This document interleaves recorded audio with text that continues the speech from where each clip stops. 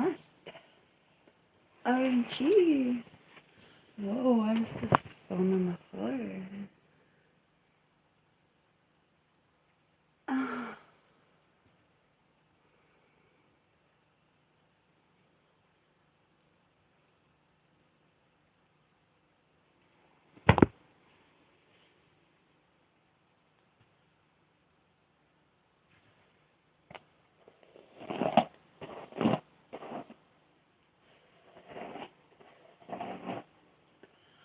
Hi, Jessica. Hi, Isaac. Hi, Ken. Ooh.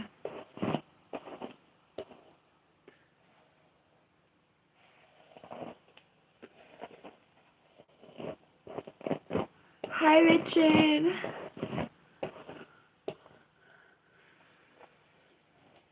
Good morning, William. Hi, Emery.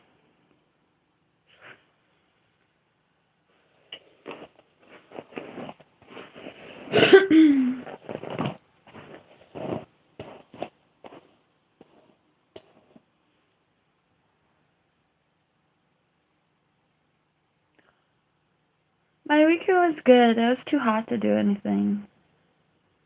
So we just did very little over here.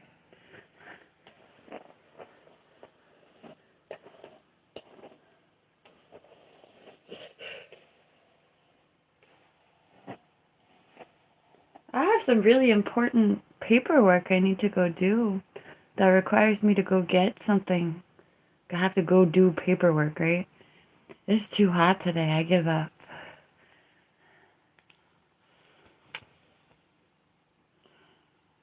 That's okay, Randall.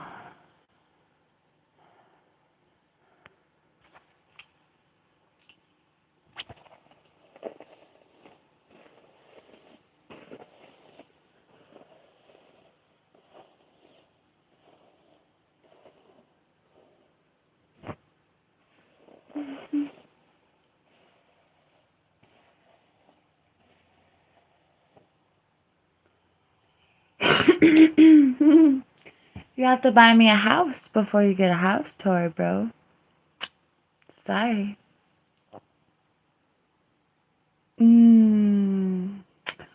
No kidding. I am schizophrenic. And I am at the worst point of my mental cycle. I meant to say menstrual, but mental, menstrual, tomato, tomato. Hi, Kian.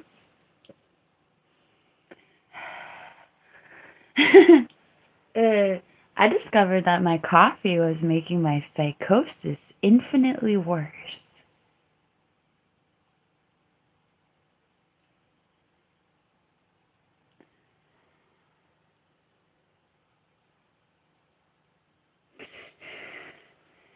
So I quit drinking coffee, and then I discovered my coffee was making my psychosis infinitely worse because I got infinitely better. But capitalism doesn't really allow you to sleep for the rest of your life, does it? Hi, Chicken Tonight Chihuahua.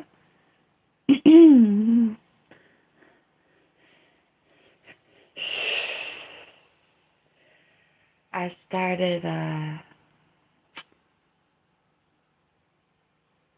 started laying in bed, attempting to do things for 6 hours and not getting anything done.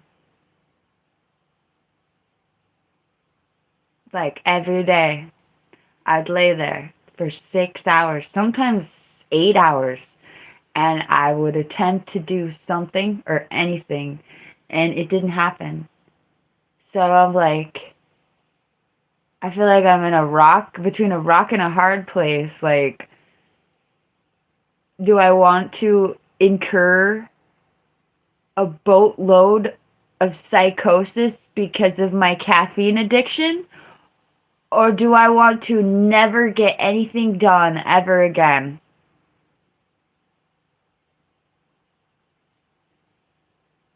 And not getting anything done ever again is fatalistic and dramatic. Hello, Michelle. I hope you're feeling better.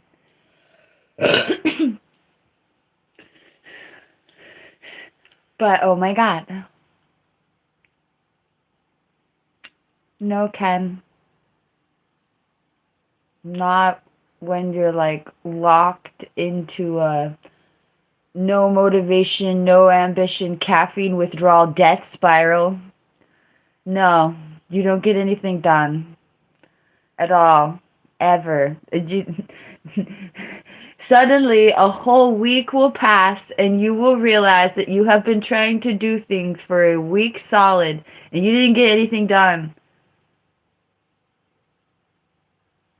Wouldn't that be beautiful if you could live your life in a way where you just didn't have to do all these capitalistic things? I'm really lucky that I am an artist and I can make art and make money with my art, or make money with my energy, or make money with my presence, or make money with me hosting you on the internet in some capacity. I'm really lucky that my art is my capitalist angle. I'm not lucky, I guess I'm willing to do the long haul that would provide this opportunity. I'm lucky in some way. I'm also skilled and determined in a very certain way. Also, fully aware that I'm fully capable. Y'all are tripping. Y'all can't even hold a conversation, so.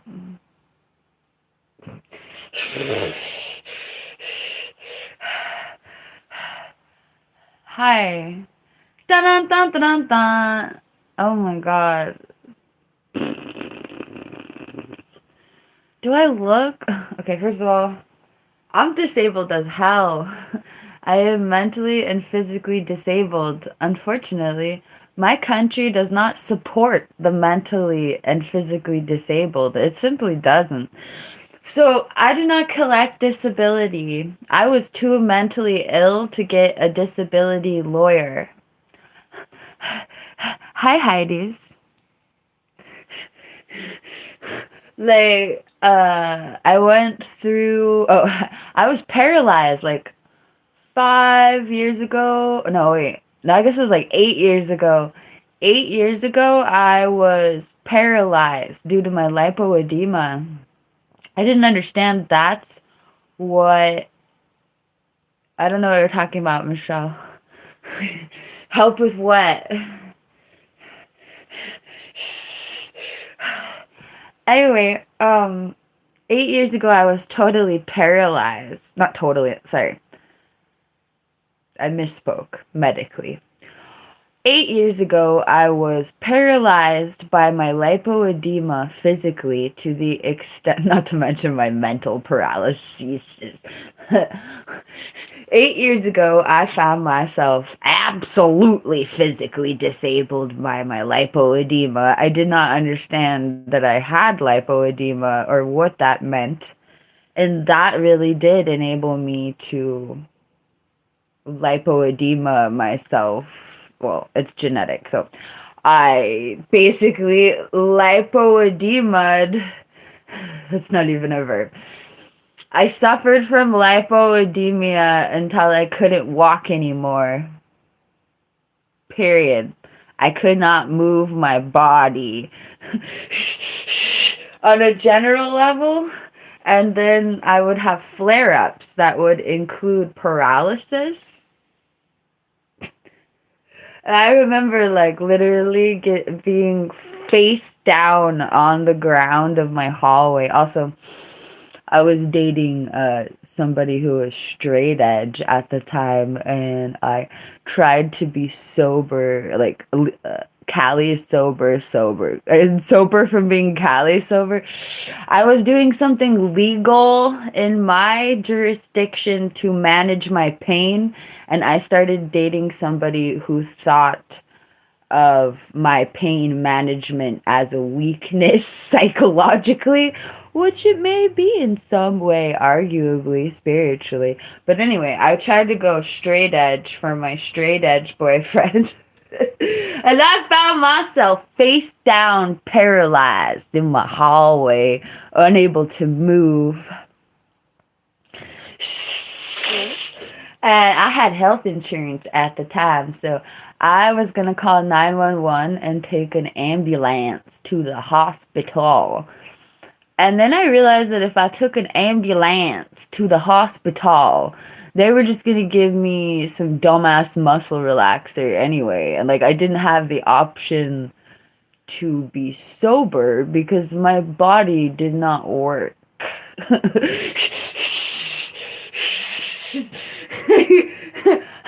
I could not lift myself off the floor.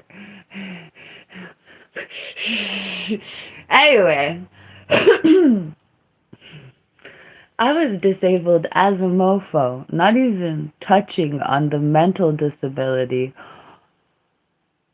And I applied for disability thinking that my country would give a hey bro, I can't participate in capitalism because I can't move. Help a mofo out? Nah, you're good. You're good. Good luck. Okay. In fact, no. You're good. Go to work. Pay us a ridiculous amount of taxes on every dollar you make. Nah, you're good. The fact that you can't walk doesn't bother me. Go to work. Pay taxes. I got rejected for physical disability, and I was actually too mentally ill to get a lawyer. I will never forget this. I hope I do, but I will never forget this sensation of being so finally got my physical disability became so like on-set radical I could no longer move. I was trapped in my own body physically. I requested assistance from my bleeping government. They told me no. And amusingly, I was too psychotic to trust a disability lawyer. I was too psychotic to trust a lawyer not to steal my identity.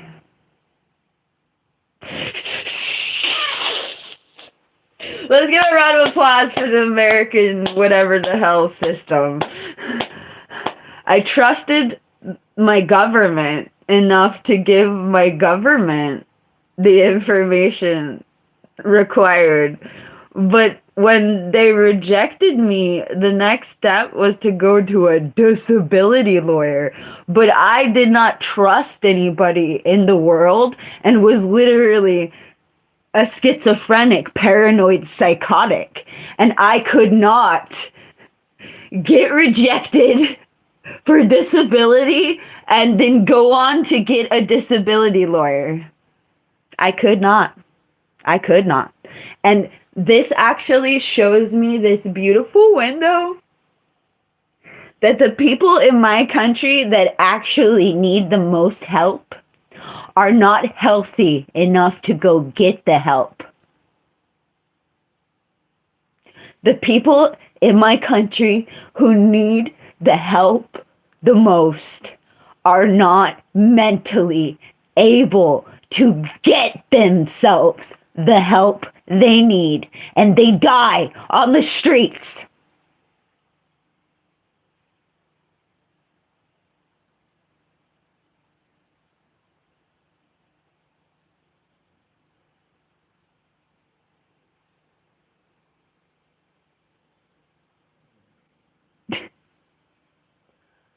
That being said, I'm an independent contractor.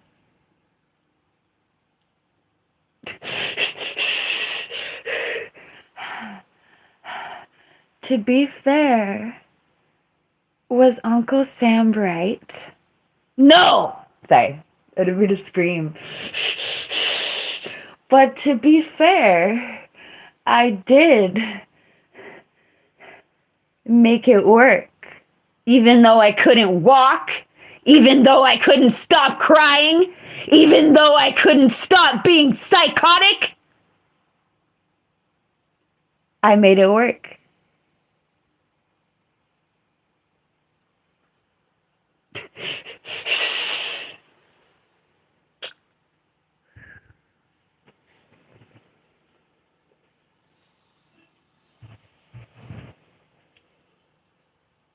Did it take a lot of social courage?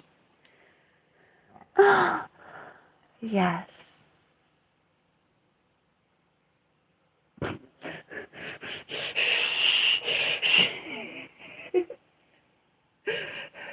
Was it only available to me because I had a spiritual awakening and I had the backing of God and the universe and everything else? Yes.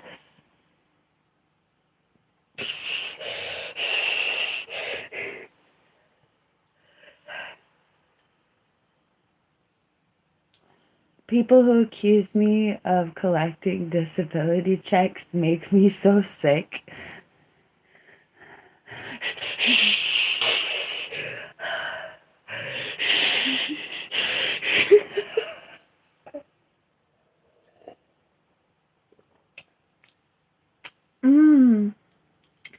This coffee is almost worth the accelerated psychosis. I just discovered my coffee was making me psychotic. Like super psychotic. But without the coffee, I don't even feel alive. And that wouldn't be a problem, except I have to have some amount of life to participate in capitalism. So therefore, I feel like it's in my best financial interest to remain caffeinated and thus overly psychotic.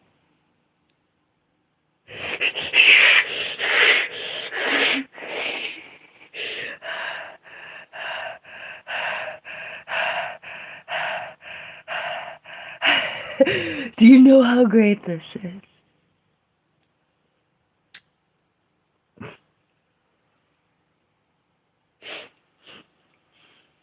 I'm not psychotic like it's a problem. I mean, I literally... So, I discovered that the mania and the psychosis is only a problem when you're particularly agitated. And who gets to go through their life in capitalism and not get agitated? Ah!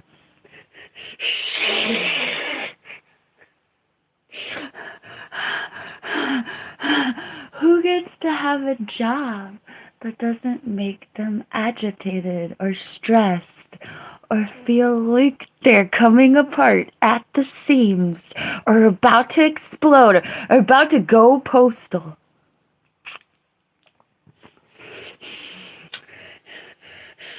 Who gets that? Is it the people that even the Nepo babies don't look that happy? I mean, maybe they do. Maybe the ones I don't see look very happy. I don't...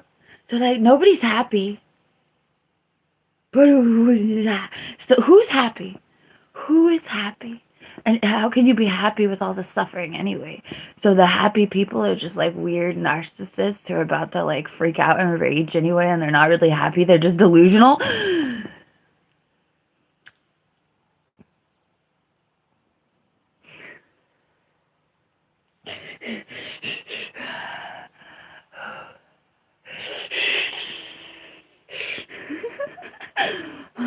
Thank you for whoever gave me that penny, I'm sorry.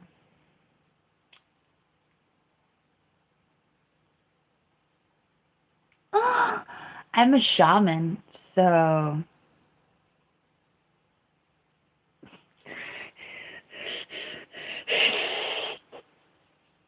I'm a shaman, So I have a very glorious place in humanity.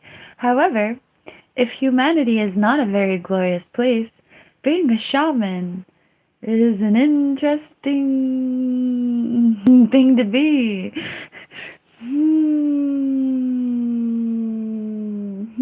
Thank you for the sparkles, soda flare. I said soda. Solar flare, which makes more sense. Thank you, doesn't matter. That mattered to me. That super chat mattered to me.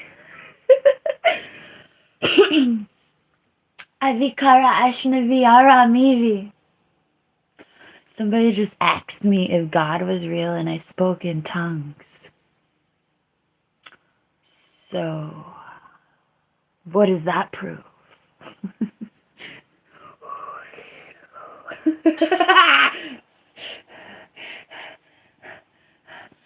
I love how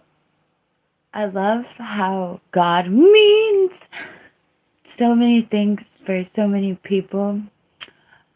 This is gonna sound weird, but I love how God makes some people angry. Or like how, thank you, Lynn, hiding. I didn't see the animation. I don't know what that gift is, but thank you. Thank you, Marsh. I was talking about this the other day. You know what's really beautiful? The different types of atheism. Like, for instance, when I had my spiritual awakening in 2016, I was an atheist. But I wasn't a mad atheist. Or when I talk about being an atheist, some people say, I'm an atheist too. And then they express some kind of anger towards religion or God or something. Oh, thank you, Jay. Nice to see you. So, sometimes when I talk about atheism, I encounter atheists who are mad at God. And this makes me realize how many contexts of atheism. Yay! Thank you, Ace. Of course I'll read you. So I realized recently, even though it's really obvious, but I hadn't thought about it in a while or something, like, you can be an atheist and be like mad at the whole picture. You can be mad that you don't think there's a God. You can be mad that you don't feel or think or know that there's a God. Or you can be mad at other people who think they know God. You can be mad and think that other people are like wrong with your atheism. And then I realized the type of atheist that I was when wow, maybe it wasn't even atheism after all. It was just always Buddhism, which is hilarious to think about. But I was the type of atheist where I still really loved God. I just knew that the Christian God was a total farce. And so that was my point of reference. Like, and so as my type of atheism was like, ugh, I was sure the whole Jesus thing did not happen. Just simply did not happen. Super sure that the perfect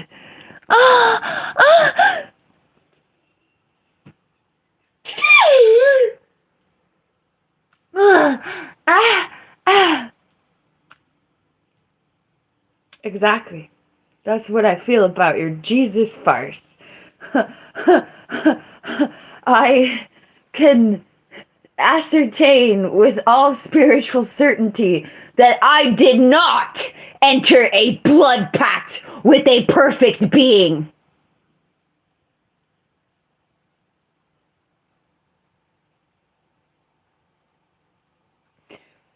Or if I did, it was like me and not somebody else's baby that I'm guilty for. Lord have mercy. Lord have mercy indeed! How dare you!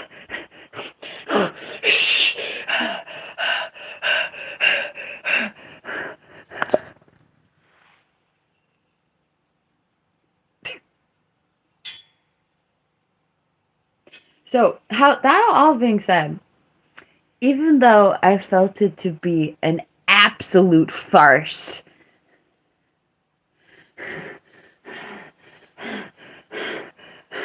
I still loved Jesus.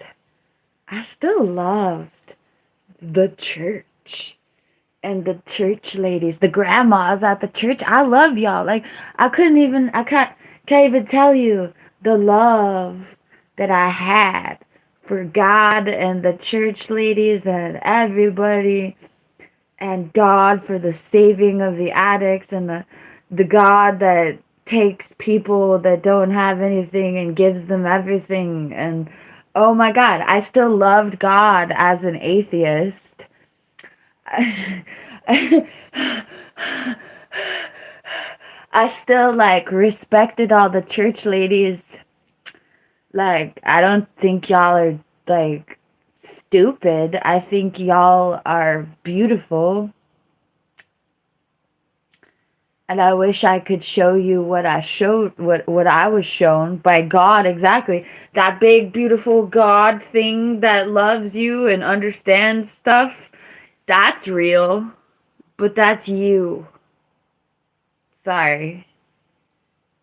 That's you. You're the big God thing. Spoiler alert.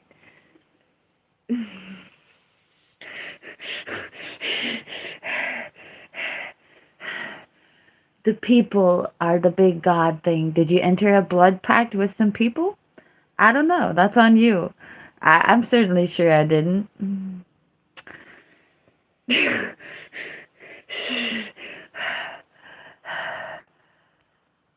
uh.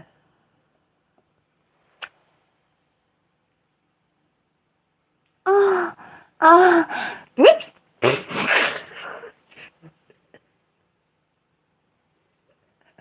That's how I feel about Christianity being wrong. My bad.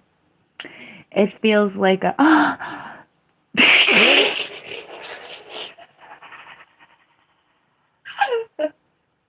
My apologies, let me explain. I had a unique experience that felt like God parting the clouds, parting like the Red Sea situation. I had a bunch of biblical happenings in my own goddamn life. And I totally respect everyone's personal spiritual journey. For instance, I could not have had my Hinduist spiritual awakening without my hours and years and years. I was a Christian for years. Like, I I think in my head I was one of nah, I think in my head I was one of the most devout Christians I ever knew, but obviously not if I left the church, which is so funny to me. But the thing was, I was devout to God. God. God. Outside of whatever y'all had to say, which was exactly what happened. I made a relationship with God so profound that I was able to see that I was able to feel that God did not agree with the Christian teachings I was learning. Literally, I could feel the pleasure and the displeasure of God, which is a bold claim. But that's what the whole Christian Bible is, a bunch of bold claims about what pleases God and what offends God.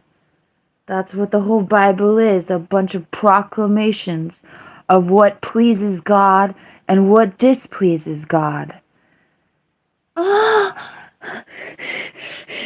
And I created such a profound, literal connection with God that I had God literally telling me that no, the things that the Christians say make me sad don't really make me sad. Just ask the pagans. Ask the pagans what makes God happy. Ask the pagans what makes gods happy.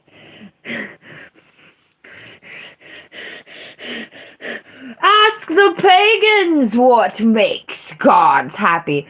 Careful which pagans, because there was some pagans that liked some interesting rituals with some interesting things.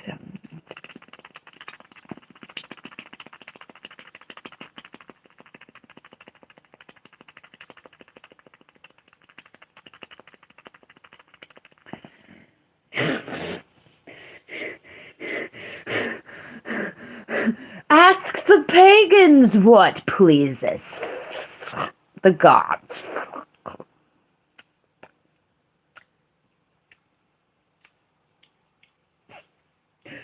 Ask the pagans what pleases the gods. Then ask the monotheists what pleases the gods. And you might have an impasse and a lot of war. You might just wipe the pagans off the face of the planet, a la the 2026 Republican regime.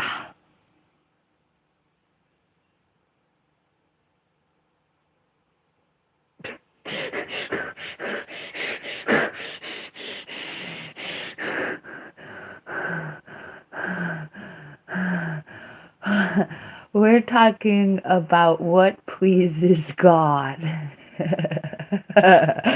And who has a connection with God enough to tell you what pleases God. Now, do you trust the dancing pagans? Oh, where are the dancing pagans? Oh, I fear monotheism has laid the dancing pagans to waste. Well, now there's nobody to ask.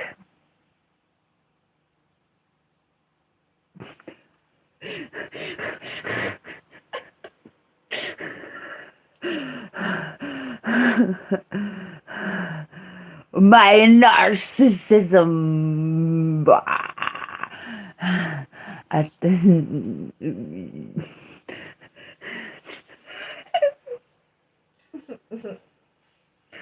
One of my exes was concerned I was a narcissist, which really confused me because more than worshiping myself, I absolutely worshipped them and the ground that they walked on. So they would call me a narcissist, and I would be like, baby, I laid down my entire life and my whole existence for you, and you're still calling me a narcissist. I am obsessed with you more than I have ever been obsessed with my own well-being or myself, and you're over here calling me a narcissist as I tried to pay your rent, literally. I never paid my own rent. I mean, I never got myself into a place where I protected myself and paid my own way, and yet I was willing to pay this man's rent when he was at risk of becoming homeless. And he's still over here calling me a narcissist. If I was a narcissist, I would have my own apartment and have dudes in and out of there like a revolving door. Oh my God.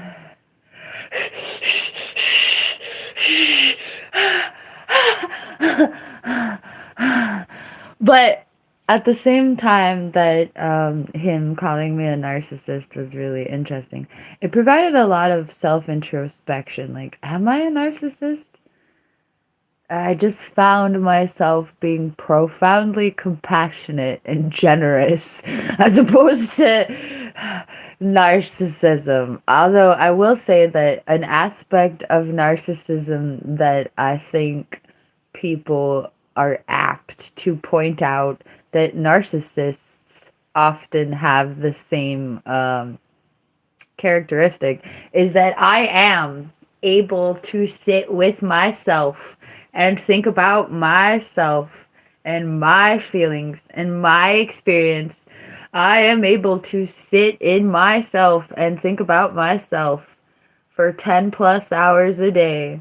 So I do have a flair for literal selfishness. I am a hedonist, admittedly. So I am self-centered, but how are you supposed to be a cam girl and literally base your whole financial everything on talking and talking about yourself and engaging with people about yourself and about themselves? Like, you do need a certain amount of focus that would come out looking like dead ass narcissism in some way, I will admit. So, the level of interest in oneself that you need to stare at yourself and talk to yourself and sit here by yourself, technically, that does look like narcissism. And talking like your self confidence or your certainty that, I don't know, like, okay, so trolls come at you all day like, you're not attractive, get off the internet, you're not pretty enough to be on the internet, you're not interesting enough to be on the internet, nobody cares. The trolls come at you with that all day. And so the level of self-confidence that you have to sit with those trolls all day does eventually probably come off as narcissism, just for the fact that people are like, you don't belong here, you don't belong here, you don't belong here. And I'm like, this is my house. You don't belong here.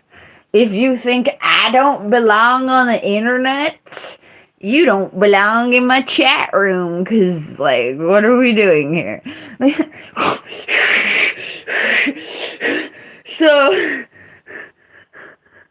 my ex-boyfriend calling me a narcissist actually made me examine myself for narcissism to my core.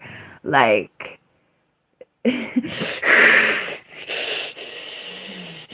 and what I found I was all right with. Also, when I'm in a relationship, I'm not disinterested in the other person. I'm like, I want to know everything about them. So, narcissist, my bleep hole.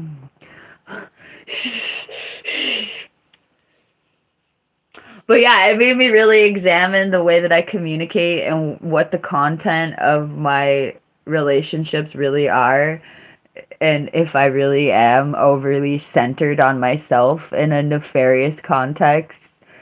And like I said, I wasn't arguing that I didn't have like this amazing, literally the definition of selfish.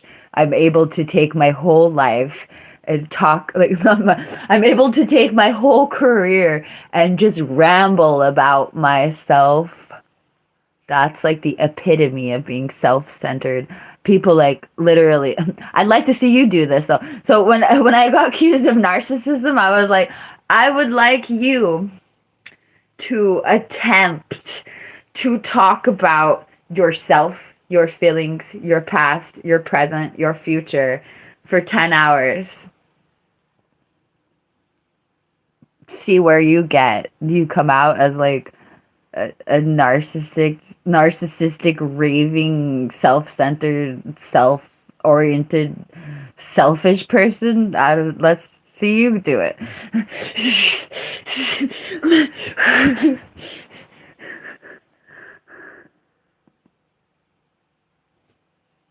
No, Nick, I was like paranoid. Oh, my whole life I've been I used to have really low self-esteem in my relationships that has since truly become like a beautiful sense of self-confidence and sense of self, exactly. But I used to think, oh no, I'm holding my partners back in life. Oh no, I'm a crazy lady. And if I wasn't dating my partners, they would go on to have a beautiful life and I'm holding them back. That's not what happened. When I was a teenager, I had the worst self-esteem, And I really thought that I was holding back my teenage boyfriend and that like he deserved someone better or less mentally unstable.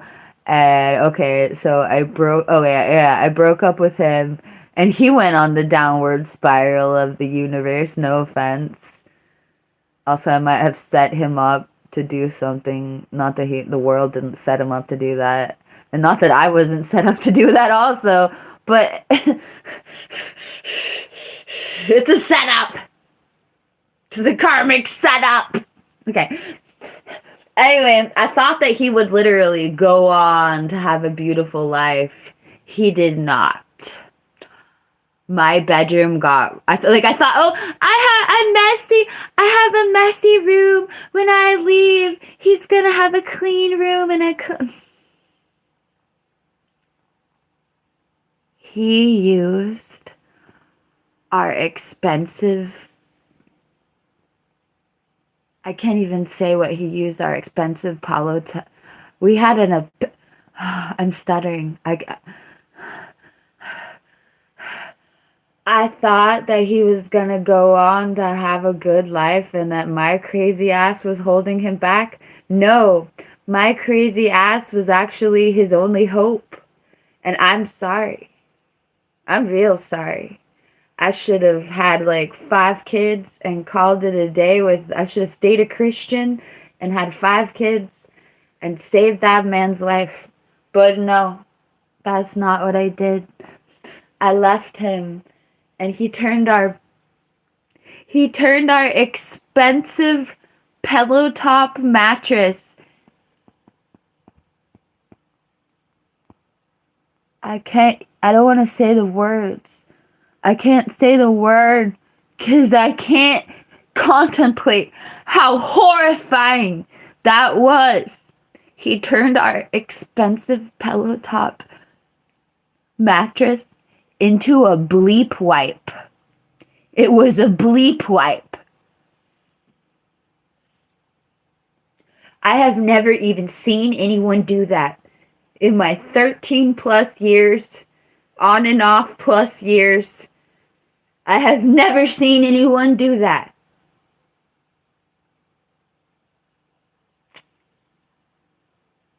Not the worst homeless person. Sorry about the phrase, the worst homeless person. That's a really terrible phrase, but if you lived on the streets yourself to be one of the homeless people, I think you would understand, but that's still not a good phrase.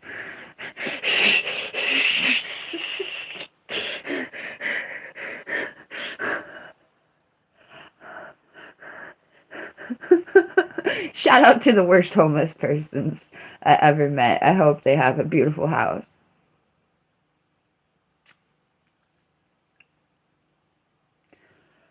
You don't want to know what a bleep wipe is. I don't want to know what a bleep wipe is. I hope you're blissfully unaware that a bleep needs wiping. Also, sorry. Well, who's bleeping the bleep like that in the first place? Y'all are tripping. Sorry.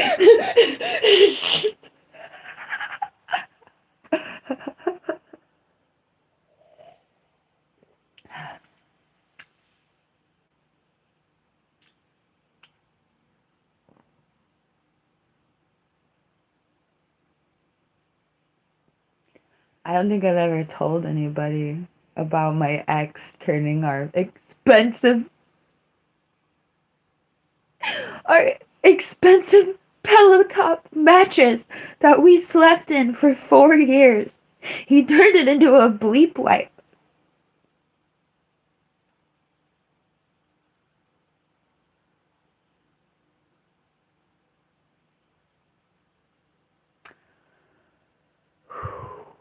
That mattress was better than the mattress I'm sitting on right now.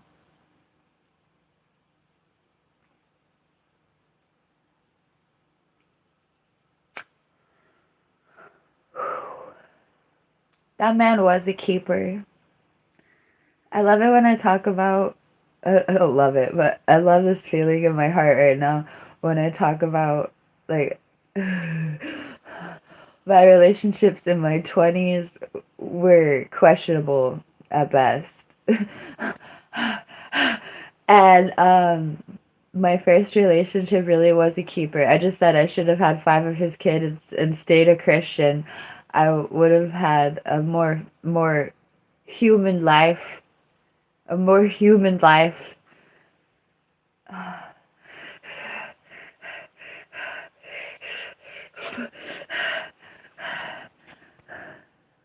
Oh, thank you, Marsh. I consider myself an autistic savant in the way of linguistics. I actually dropped out of elementary school because I have learning disabilities, but it's learning disabilities with numbers. And I'm actually really good with words, which is interesting. You get to feel really, really smart and know that you're technically whatever people think of as really, really dumb. No offense.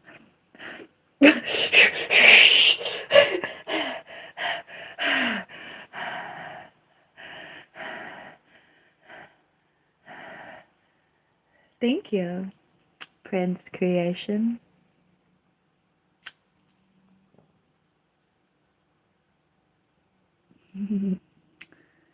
Oh,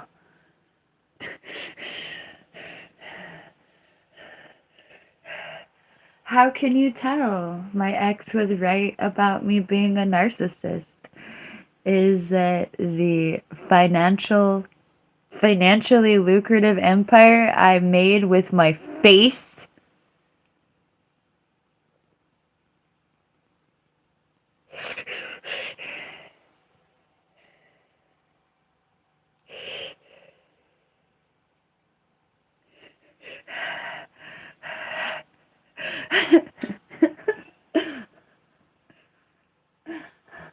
Am I a narcissist because I'm PinkMoonLust? Okay. Okay. Am I a narcissist because you think because you think so? Am I a narcissist because I think you should watch me?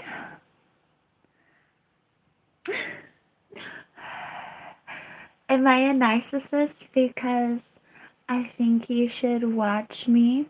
I can't finish that sentence. Am I a narcissist because I want you to watch me?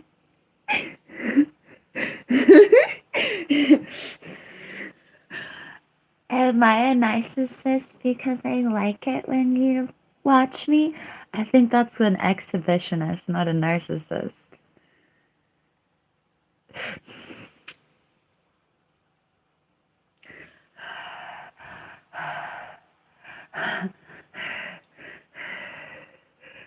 Yay, thank you, Lincoln.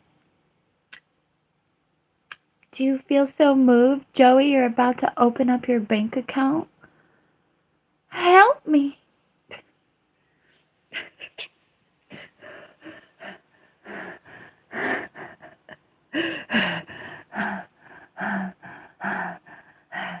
Patrick, I think of that sometimes. I wish all the women in the world were as sensitive as I am, but I don't think they would like that. Not all of them. A lot of them would, of course. But I guarantee you that not everyone would enjoy being as sensitive as I am.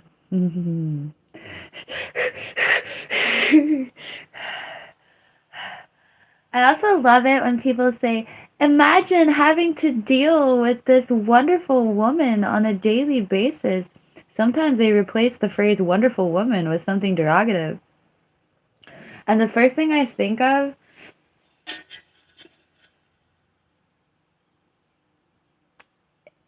is how deeply I would be enjoyed. Like, you have no idea.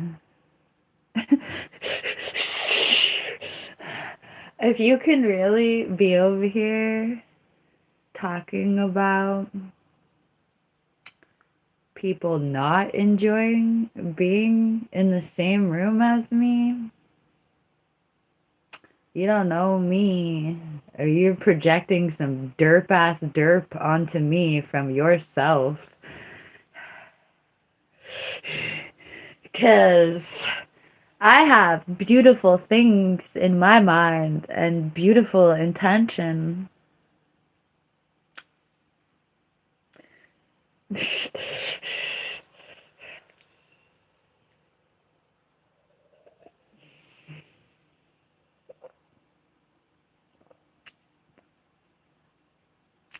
I have an agenda. Exactly, Ricky. I like that old treatment, not from some weird ass doctor. But wait, is the weird ass doctor paying me to treat me? I'm so spoiled. My doctors pay me to treat me.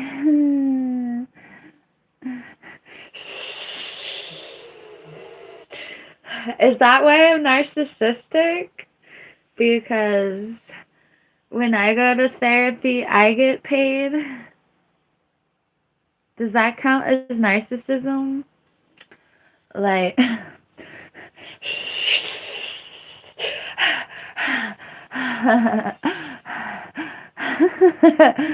uh,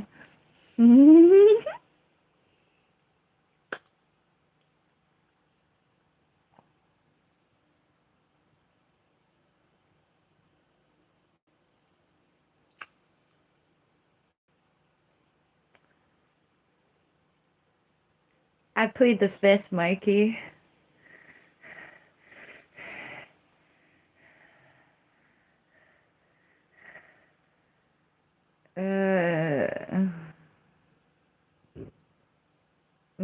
You should do that, Helga.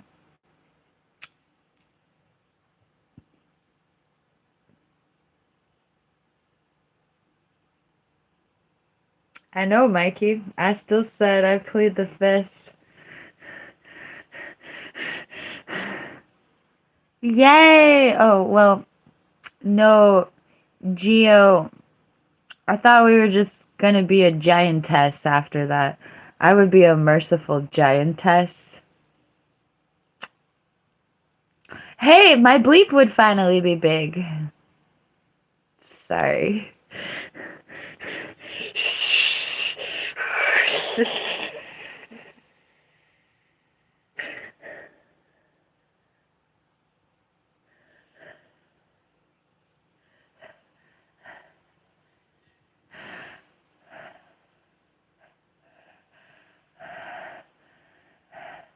This is my coffee. Yum.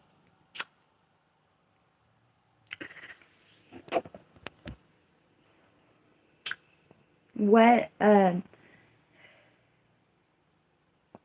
this is my coffee. If I was a 500-foot giantess, I would finally have a big bleep.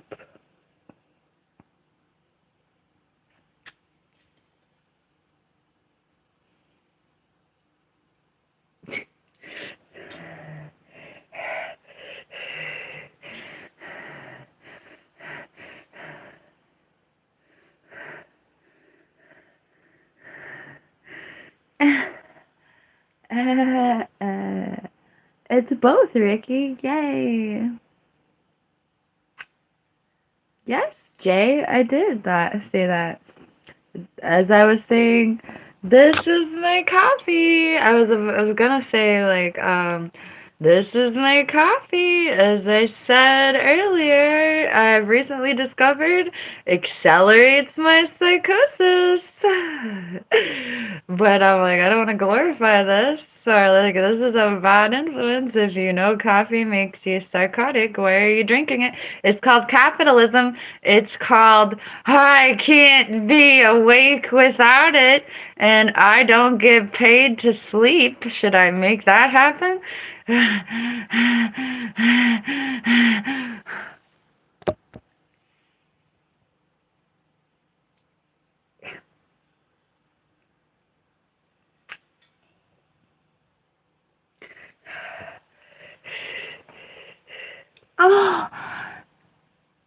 Do you like my reaction to that? I liked it.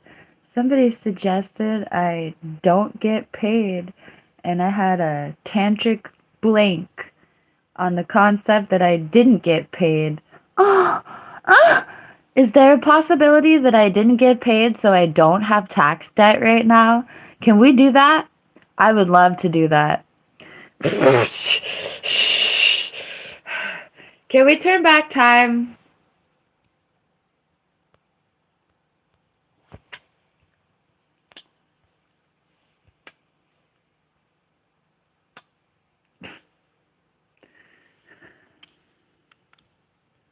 Battery 90%.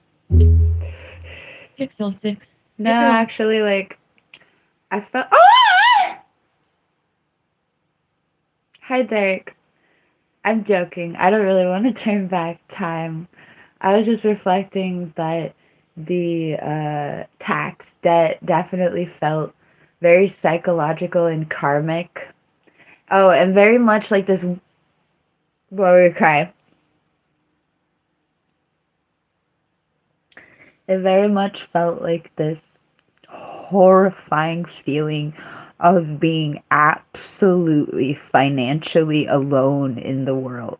And I'm not absolutely financially alone, but what I have to endure for the perk of not being alone is really interesting on a spiritual level. So I felt like going into literally horrific tax debt was this like beautiful conclusion in the world. Like, I am dead ass alone, and you can die on the streets by yourself, or you can make enough money to buy yourself a house. What do you want to do?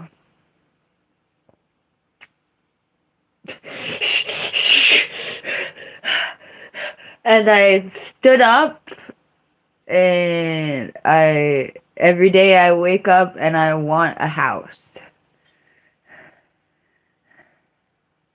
And Derek, exactly. I was too mentally ill to have an income. I was too physically disabled to go get a job. And I finally found something to get paid for on the internet, right? But I literally could not I never made enough money to truly support myself, either through my mental disability or my physical disability. I didn't make, also, it's just the area of my country that I live in. If I lived in the frickin' boonies, I would already have a house. But the fact that I want to stay where I was born means that I.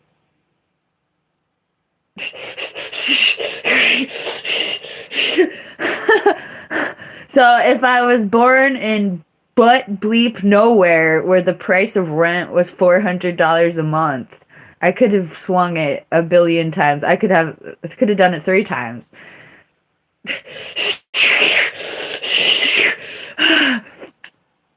Anyway, I went from having no income, being literally homeless with the shopping cart on the streets, homeless on the grid for the rest of your eternity type of homeless, to having an income but not being mentally healthy enough to eat food and pay taxes. Like, that's where we were at. Do I want to eat food or do I want to pay taxes? Apparently, I wanted to eat food, and that was like the wrong financial decision. But I have gallbladder problems in addition to my physical disabilities. So the food that I need to eat to not have a medical emergency was too expensive to pay my taxes and to eat. Period.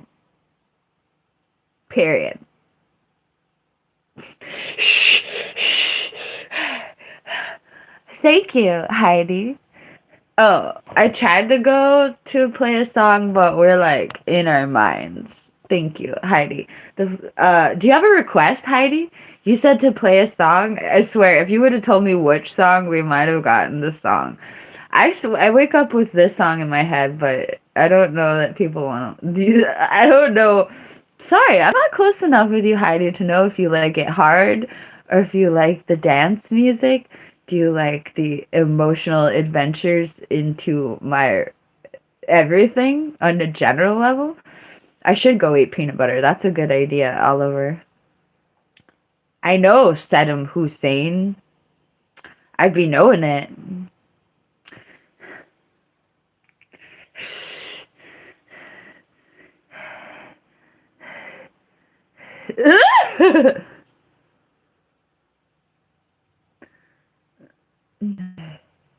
Okay. I feel like I have a bunch of new music. Also, thank you, Dyke.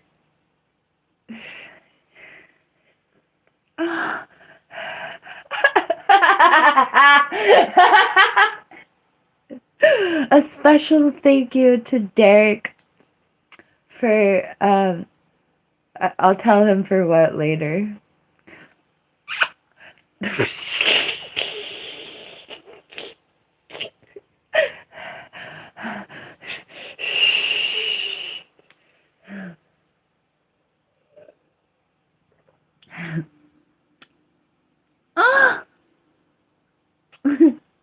Oh no, I'm a full-time YouTuber. Thank the God Lord. Thank the Lord God that I am a full-time YouTuber and not a full-time anything else. Oh, run, Derek, run into my arms.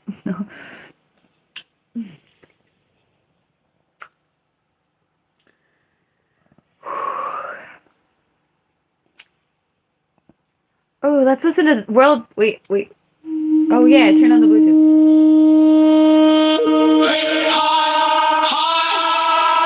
That was bad.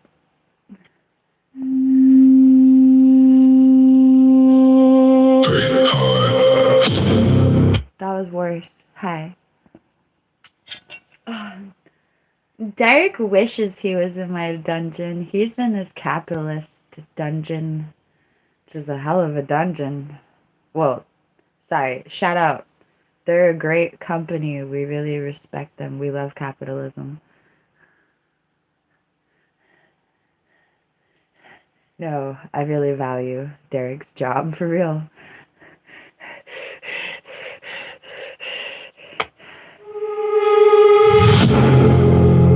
Break hard. Break hard, as hard as the ocean is deep. Break hard. Break hard, like roots going into the earth. Pray the hardest, chakras opening. Pray the hardest. Twin flame ascension. Those male vocals made it like the worst thing I've ever heard.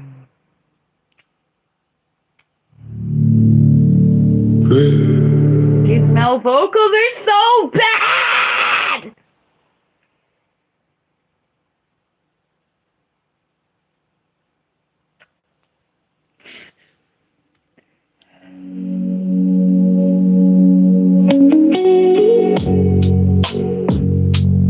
Pray hard.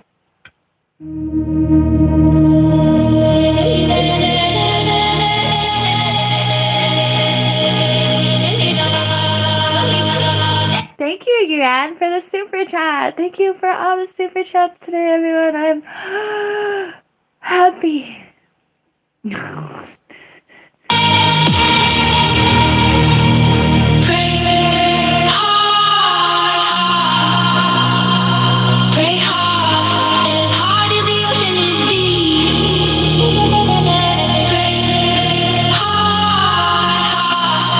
Hi, Hannah. I hope you're having a good day.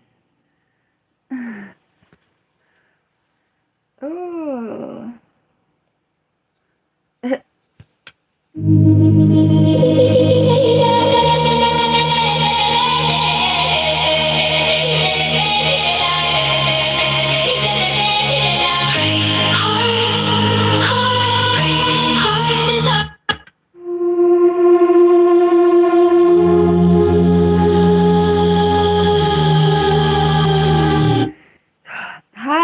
to my YouTube channel. I'm DJ PinkMoonLust, and if I think that the song is god-awful AI sludge, I'm sure as hell not gonna play it on my channel. Yay! Thank you, Marie! Yay! We will play the coffee song. It's my #1 song on Spotify. Thank you. We're gonna just play it from the Spotify top 10. Sometimes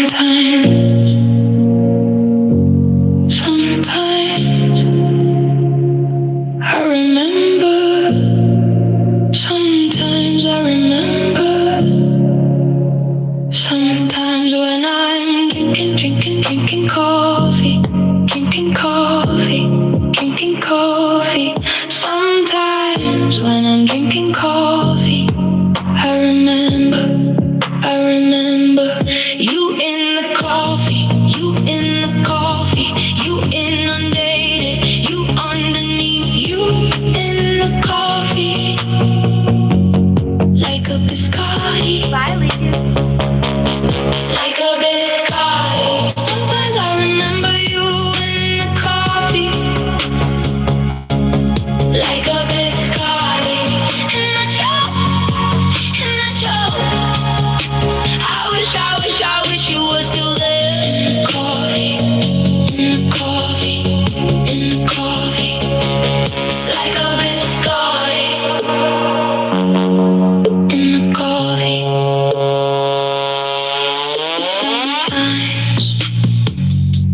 Sometimes I remember. Sometimes I remember. Sometimes when I'm drinking coffee, drinking coffee, drinking coffee. Sometimes when I'm drinking coffee, I remember you in the coffee, you in the coffee, you inundated, you underneath, you in the coffee, like a biscotti, like a biscotti. Sometimes I remember you in the coffee, like a biscotti, and the choke. I wish you were still there in the coffee, in the coffee, in the coffee, like a biscotti, in the coffee.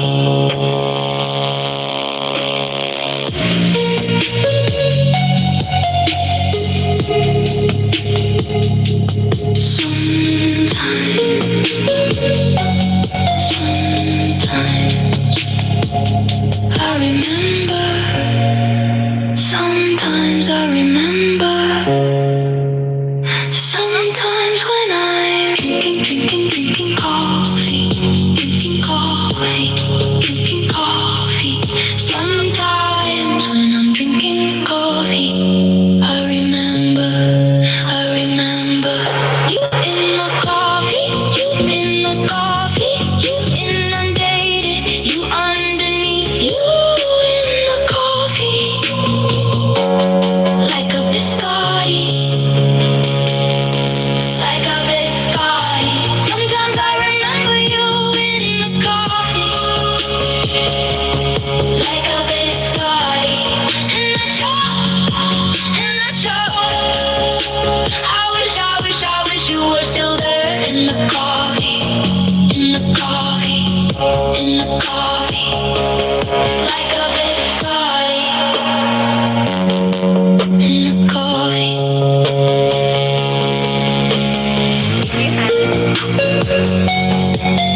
Thank you, Ginger. In the coffee.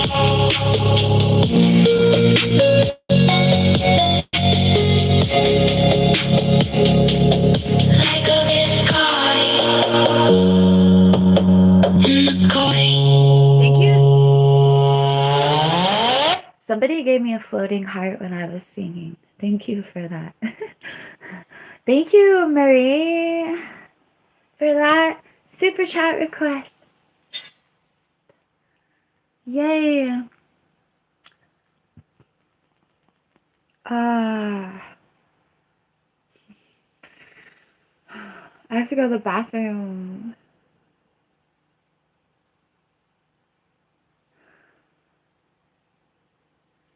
Do-do-do. Do-do-do. Let's listen to my newest album while I go to the bathroom here. Little girl.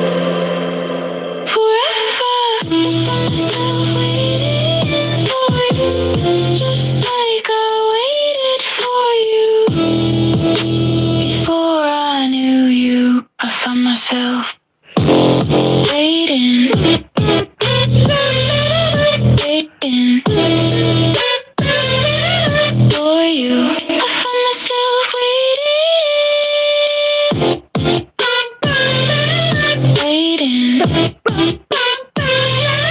waiting for you.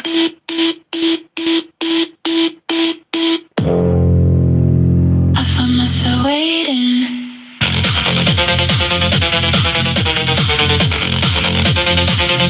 I'm waiting.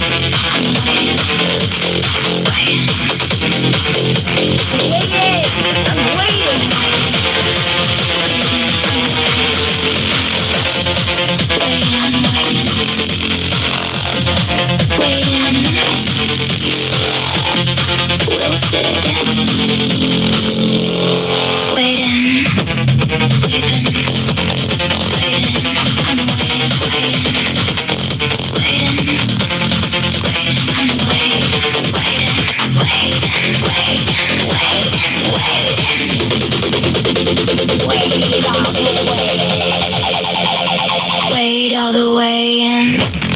Waiting, wait all the way in. I'm waiting, waiting. Will it? I'm waiting. I'm waiting.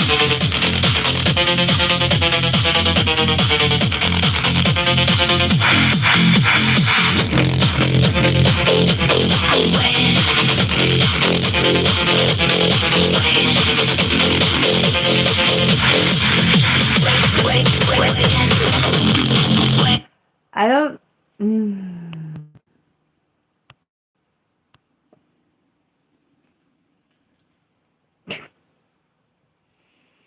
Hi. I didn't go to the bathroom. I failed that life.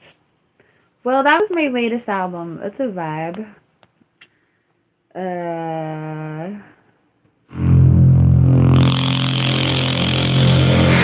You said you were afraid, you were afraid. You laughed. So used to nature of the situation. You said you were afraid I would eat my own. You laughed at the surrealistic nature of the situation. So out of my own chest. It's so good. You said you were so afraid I would eat my own soul. It looks like you got over your fear. You weren't afraid of me. You weren't afraid of me eating my own soul. So when you abandoned me, you knew I was wrong. I tried to pause it and I had a tantric reaction. Thank you. This song is intense. You said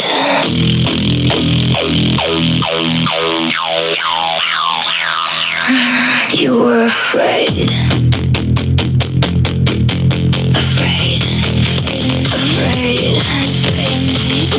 You laughed at the surrealistic nature in me.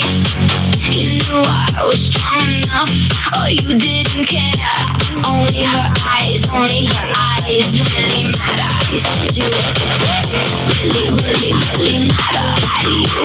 You're my own, you're my own, you're my own soul. Out, you're my own soul. Out of my own chest. It's okay, it's okay, it's okay. It looks like you got over your fear. You weren't afraid of me. You weren't afraid of me. Eating my own soul when you abandoned me. You knew I was strong enough, but you didn't care. Only her eyes that really matter. Really matter to you. Only her eyes really matter. Really matter to you. Only her soul. Ferrari pipe dream. This album is an interesting vibe. I really want to release. Oh, you know what I want to release?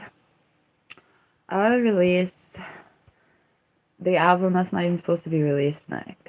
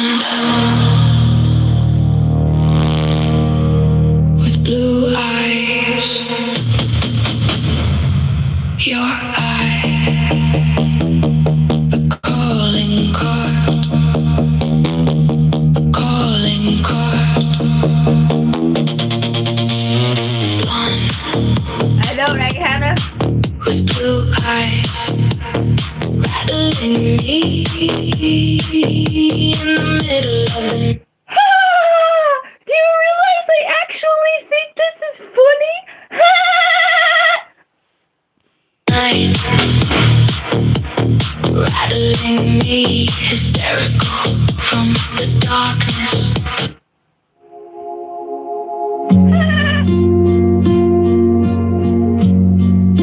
You returned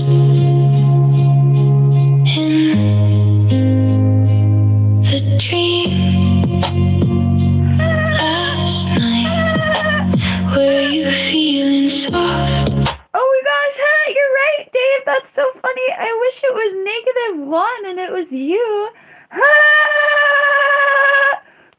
Soft, soft towards me.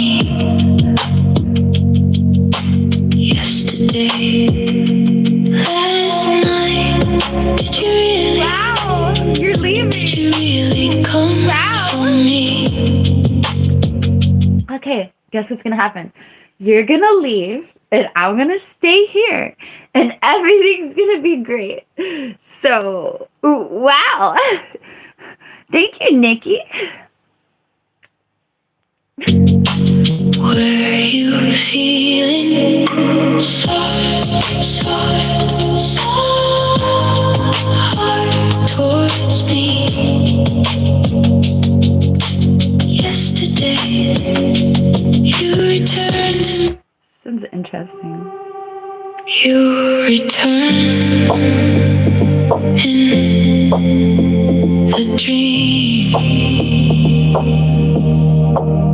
last night. Were you feeling soft, soft, soft towards me? Yesterday, last night. Did you really come for me? Were you feeling soft, soft, soft heart towards me?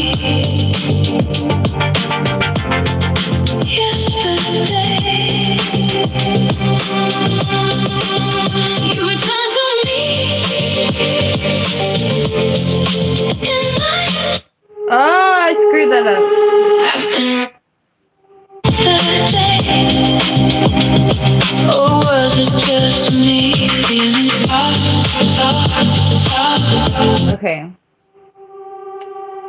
You return in the dream. Last night, were you feeling soft, soft towards me? Yesterday, last night, did you really come for me? Were you feeling soft,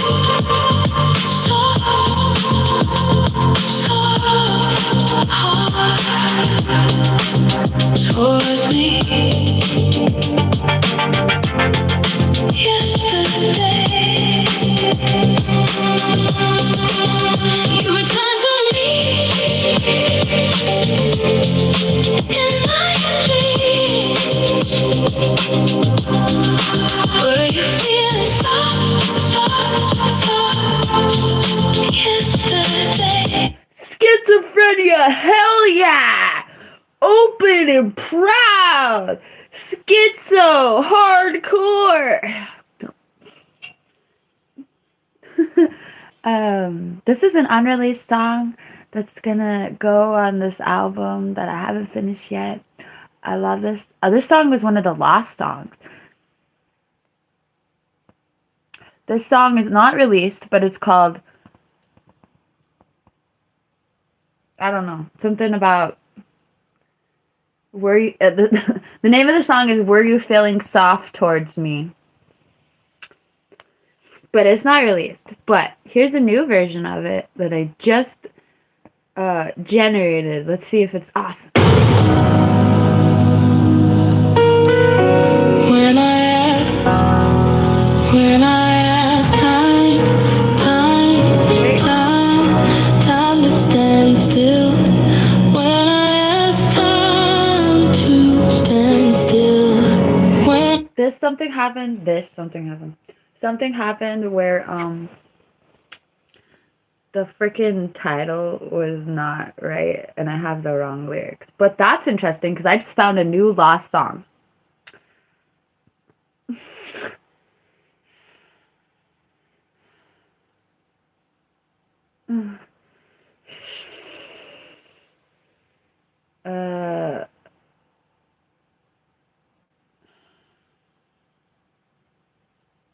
Okay, so let me get the right lyrics.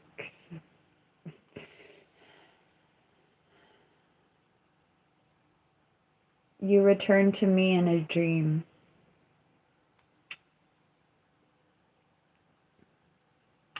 Yay. Oh my god, I just felt the temperature rising so hard. It's like the hottest day of the year today. Oh my god. I can feel it. Here we go. Here's the lyrics I wanted. you return in the dream last night, were you feeling soft towards me? Yesterday, last night, did you really come for me? Were you feeling soft?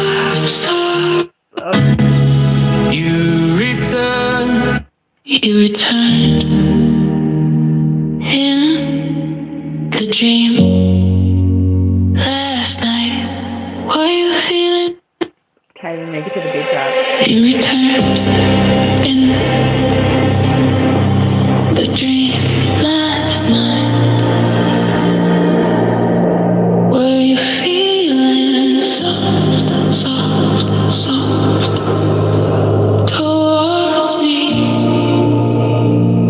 Yesterday, last night, did you really come for me? Were you feeling soft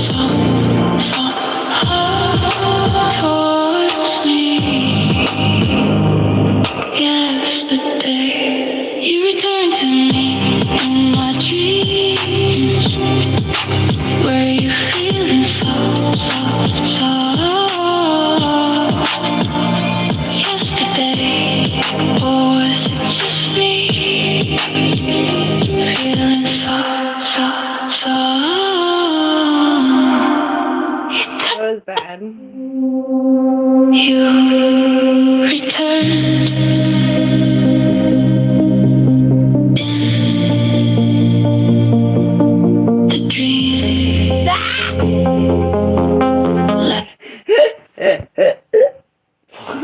Well, manifest, Tyler. She's not sad inside.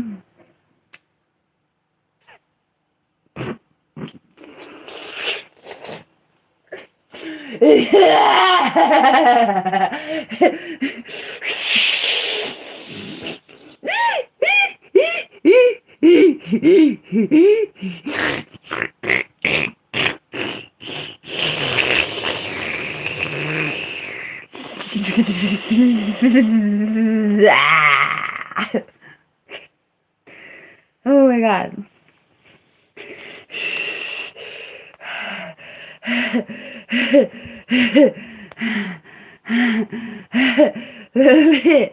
Oh, I'm not sad inside. I feel like this. I'm not sad inside. I feel like this. I'm going to argue.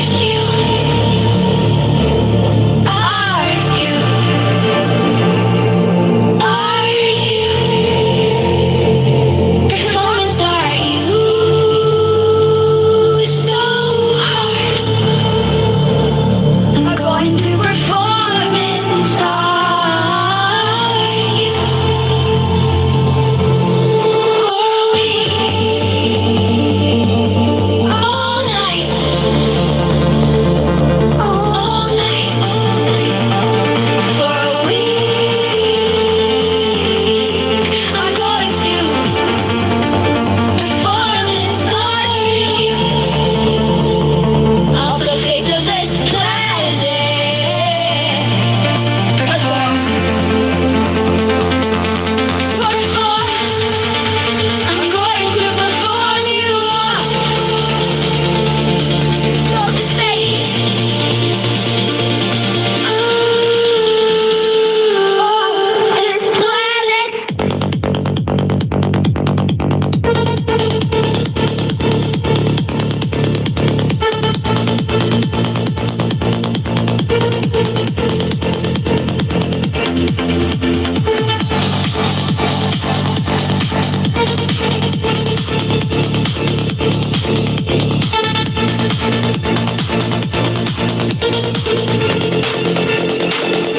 I'm going to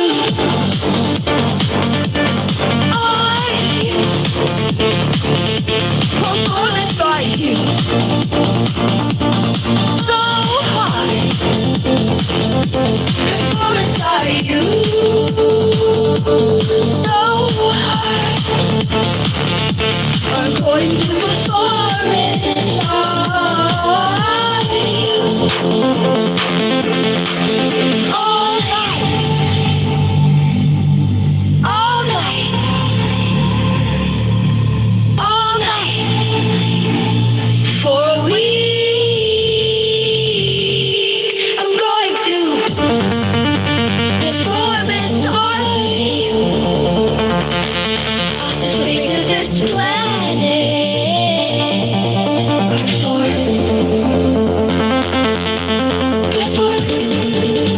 I'm going to perform you off the face of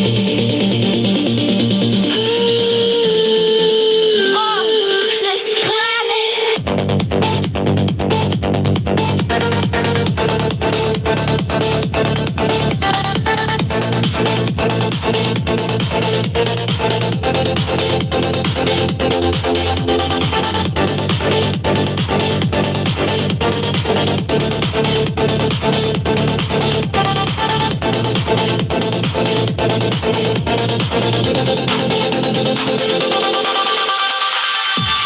I'm going to trance. This is EDM, electronic dance music. Squee! I've always depended on the kindness of strangers. Squee! Squee!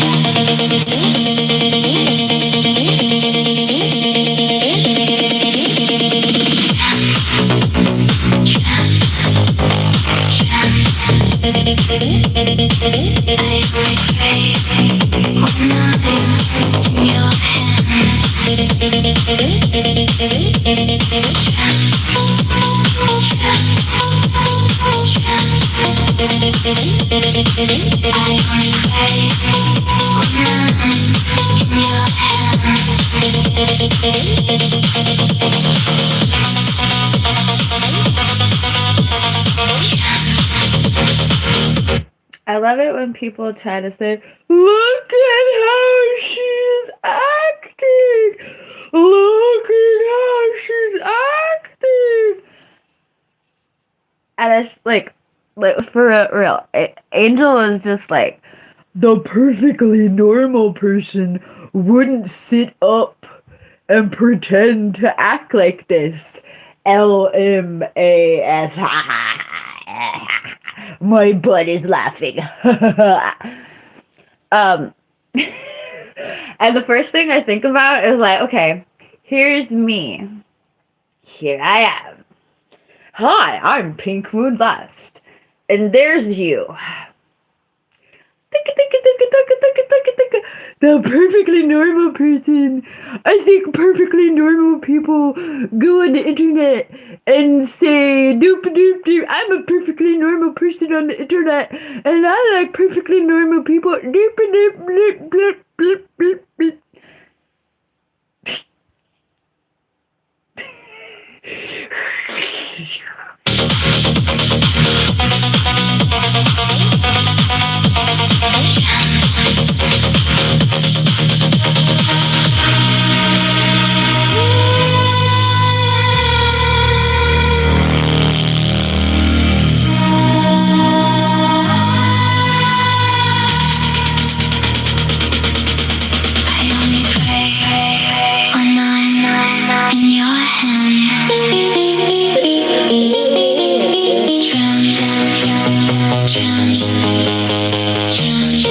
The greatest part of dirtbass trolls on YouTube is that there's a whole world of free will. There's a whole beautiful world of activity that the dirtbass trolls could be participating in. And instead, they're up in my consciousness like, we don't like you. Wah, wah. As if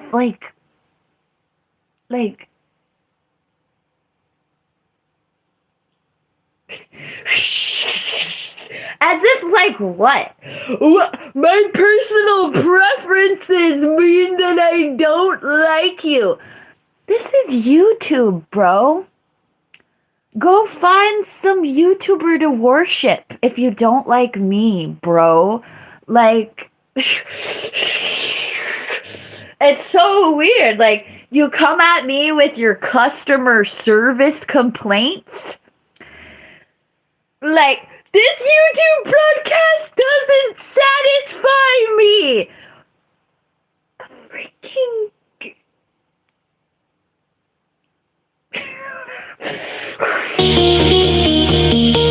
I only pray when I'm in your hands.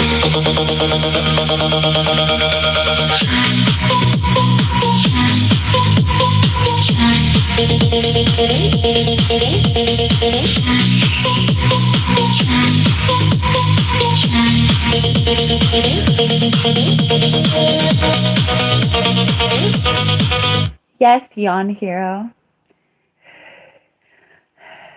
However, those negative people are real people. And this is exactly what happens. Some derp-ass negative troll person says, hi, I'm a derp-ass negative troll. And then they get blocked. Hi, I'm a derp-ass negative troll. Then they get blocked. Hi, I'm a derp-ass negative troll. Then they get blocked. Me, I say, hello, person who is human, I hope. Are you a bot? Or you seem like a bot. But okay, no, I say, hello, namaste, derp-ass troll. You're a person and I'm a person. Would you like to communicate on a level where I'm able to think of you as a person instead of a derp ass troll?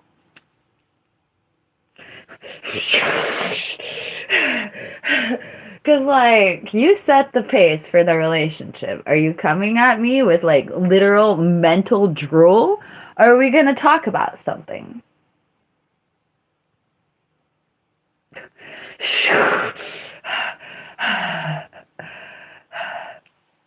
Well, I respect that, Nick. I was more just saying, like, you're a conscious entity behind a keyboard, are you not? I hope. Maddie, YouTube is what you make it. The sky is the limit.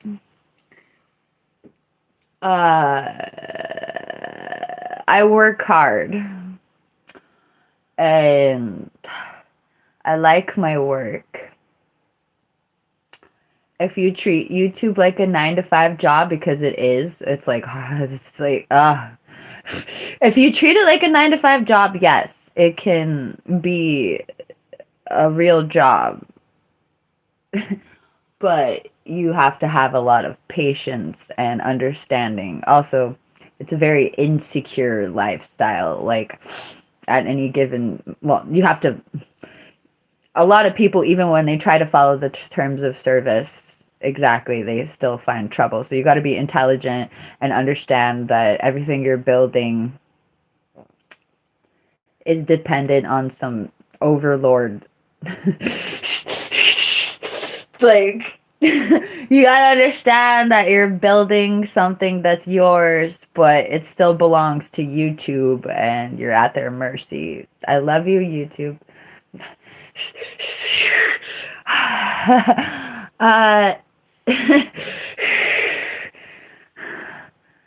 Oh, yawn. I should write a book. I'm going through a life transition. Like, next winter, I think I'm moving or something. I'll either be moving or living in two places, like splitting my time between two places. So I really look forward to starting a book, like really writing a book. I want to write a book about everything that I remember happening to me in my childhood. I have a photographic memory, and I remember a lot of my childhood. And I would love to go through myself chronologically. Call me a narcissist. I would love to go through my childhood and write it out, like what actually happened, because karmically, it's amazing. Like, a lot of things happened to me that I had no control over. That's oftentimes what happens in childhood. I was born into a lot. Everyone's born into something, but I was born into something particularly tragic, and it was just I find it interesting. I feel like if I would read my book, so there's that.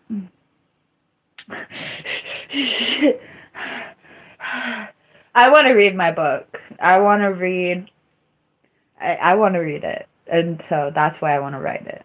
Also, I just know that it's a gift to be able to write and at all, or to be able to convey your emotions into literature is amazing. It's a skill, it's a gift. It's a gift from God type of situation.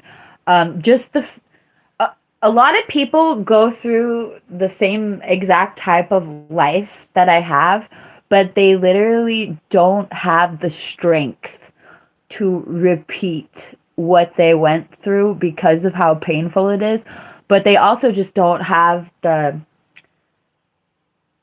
linguistic, artistic ambition. Or they don't want the vulnerability. And like, so I am at a perfect crossroads of like, I have no problem with absolute vulnerability. Also, I want to say things that happened, that I can't talk about on my social media platforms. I experienced a lot of things that I would get in trouble for talking about. And I want my words. I want to speak freely. I want to say exactly what happened to me. I want to tell you exactly how it felt, and I don't want to censor myself anymore. I want to talk about incredibly dark things that nobody is able to talk about, and even the people who are able, or okay, so the type, I don't know how to word it well, but I guess the types of people who have the same types of life experiences that I have don't necessarily have the artistic ability to write it all down. I guess I'm talking about a lot of people who spent a lot of time strung out and like brain damaged themselves really with their lifestyle. Like a side effect of the lifestyle that I'm talking about is literal brain damage. So the fact that I went through what I went through and I'm able to articulate it to the depth that I'm able to articulate it is a perfect crossroads. And not people wouldn't even want to talk about it. Or like it's literally the type of life I led is the type of life that is literally unspeakable. And that's why you have to speak it. It's because you're not gonna get like I remember in my early 20s, I used to date people who didn't even know me at all because I couldn't relay my childhood. And it's so interesting to think about that. Like, I remember I dated this person for months before I ever told them anything about my childhood. And it was intense because I'd known this person for months. We're hella dating. We like lived together or something. And they don't even know me. And it's so weird to think that I used to function like that because I could not even look at my life. I couldn't even admit my life. And I remember the look on, it was kind of tragic. This dude was so strung out. He couldn't be a man of his word. But I remember when I told the dude that I'd been dating for hella months about my childhood, he was just like beside himself because he had had a good childhood. Like his mom had busted his mom and his dad. I didn't mean to discredit his father. I just interacted more with his mother. His mother and father busted their ass to give that man a good life as a child. And when he knew it, like he was like a hell-bent addict, but he knew like I had a good childhood. Like my mom and my dad don't deserve their child being a crazy ass addict. Not that any mother or father deserves that. I'm not saying that, but I mean, if you abandon your kid to the streets, I don't know what you're expecting. But thank you, AJ. Anyway, where was I? Derp. I forgot what I was talking about. I'm talking about like my whole damn childhood. Oh, I was talking about being in a relationship with somebody for like 4 months before I ever told them anything about my childhood, and the look on their face, they were like horrified. They're like, it was funny too in some way. They like suddenly knew why I was crazy. Like we're all crazy if we're like homeless addicts in the first place, right? But like I told him about my childhood and he was like, oh, I can see why you are the way you are now. Or like his impression was like, wow, I'm proud of you for being a person at all in the face of all that BS. A good person. Anyway, so yeah, he like compared his life to my life and was like blown away. And it's really interesting to think that I straight up entered relationships, lived with these dudes for months without telling. My YouTube glitch as I'm talking. Anyway, I was talking about dating somebody for 4 months, moving in with them, and still never saying one word about my childhood because I couldn't face it myself. Like, how are you going to tell your lover or your boyfriend or whatever about your childhood when you can't even look at it yourself? I literally run, that was it. And it was like, oh, that was it. He knew what I was running from. Everybody's running from something. When you're a homeless addict, you're running from something. You're running from your childhood, or you're running from something that happened to you. You're running from them taking your kids. You're running from something. And that was what I was running from. I was running from my whole childhood. And it was really interesting, that moment. Like, he understood why I was out of my mind, trying to disappear mentally. Anyway. Amen, Real J. Dog. Fudging fudge!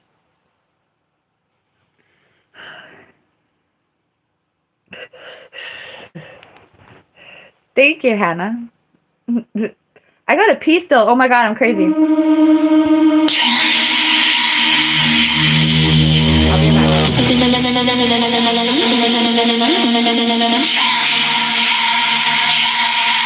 I only pray when I'm in your hands.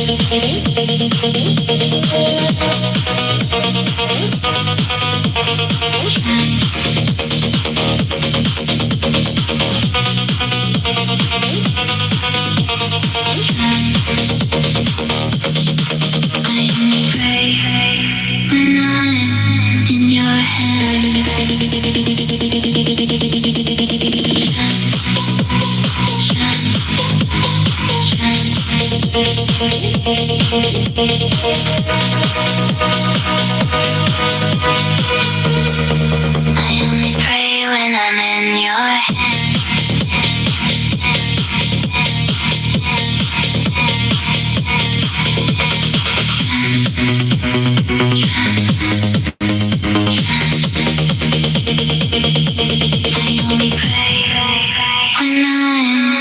your hands.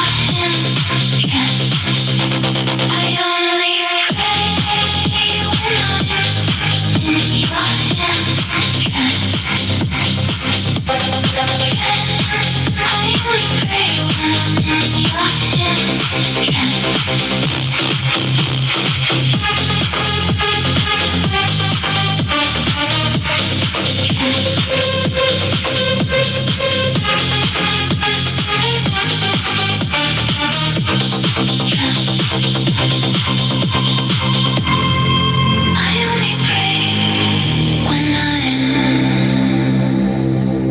in your hands.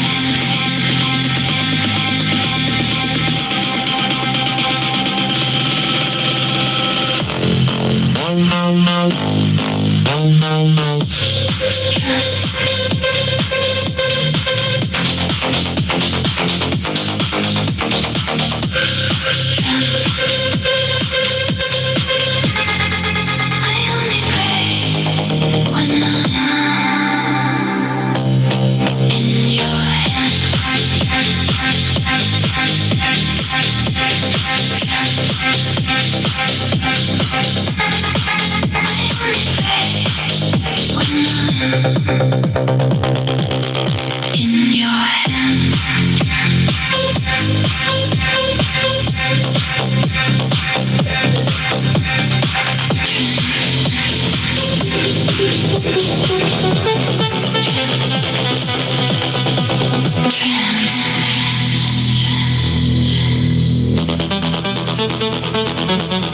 I only pray when I'm in your hands.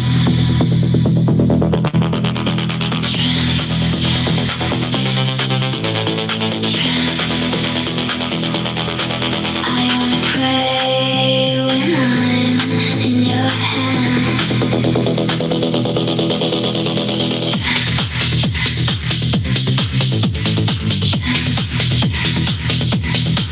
I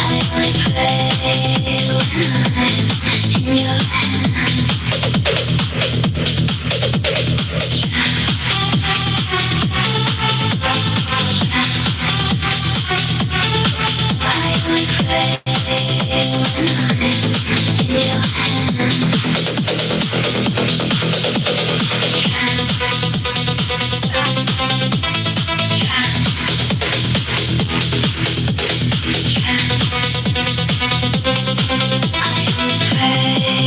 when I'm in your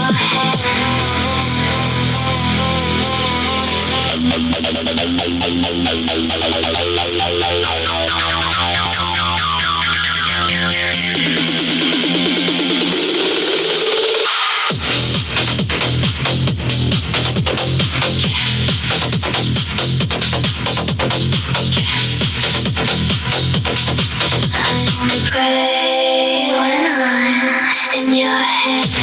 I only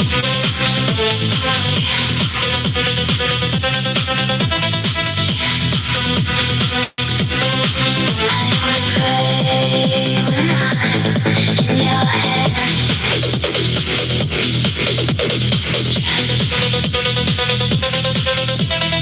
I only pray when I'm in your hands.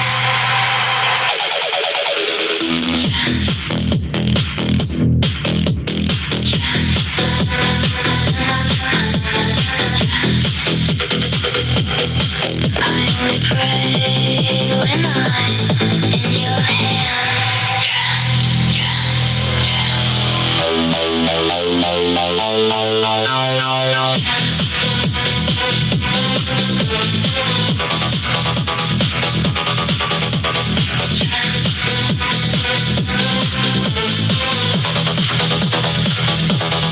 I only pray when I'm in your hands.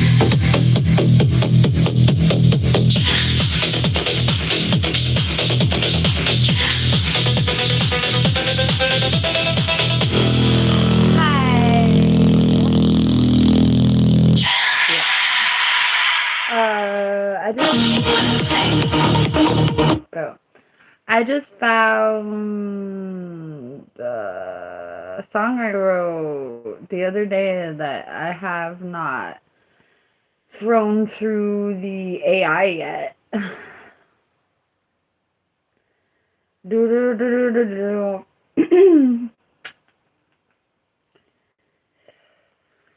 Do. Do. Amen, Lincoln. Do.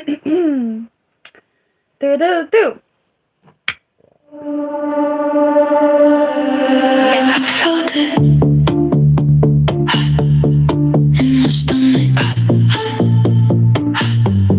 Usually, I only feel this feeling for God. I felt this feeling across the table, and I wanted it. I wanted to see what happened next if I could keep it going. I felt it in my stomach. Usually, I only feel this feeling for God. I felt this feeling across the table, and I wanted it. I wanted to see what happened next if I could keep it going. I felt it in my stomach. Usually, I only feel this feeling for God. I felt this feeling across the table, and I wanted it. I wanted to see what happened next if I could keep it going. That was cute. I felt it. I felt it in my stomach.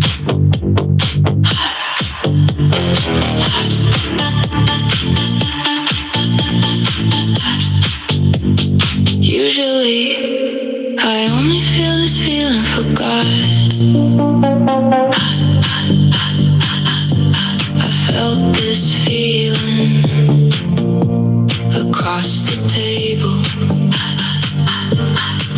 and I wanted it. I wanted to see what happened next if I could keep it going.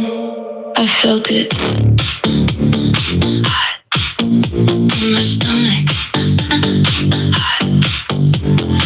Usually, I only feel this feeling for God. I felt this feeling across the table, and I wanted it. I wanted to see what happened next, and if I could keep it going. I felt it in my stomach.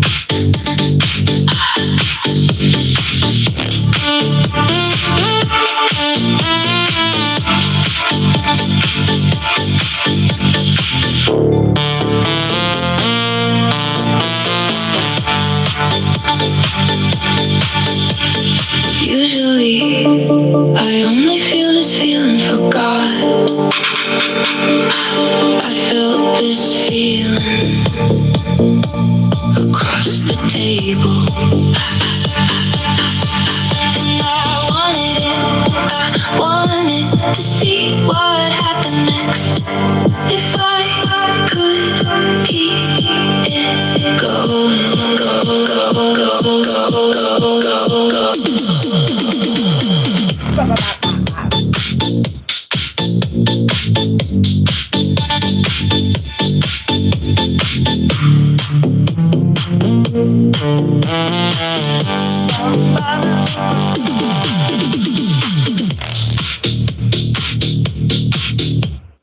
Oh my God. I felt it. Well, that was really good. I love that. This is Why don't I know her wife's name, bro? I wrote this song after watching an interview with Keke Palmer and Niecy Nash. Jessica Betts and Niecy Nash are married. I watched an interview about Niecy Nash talking about how her relationship with Jessica Betts moved from friendship to now they're married. Yay!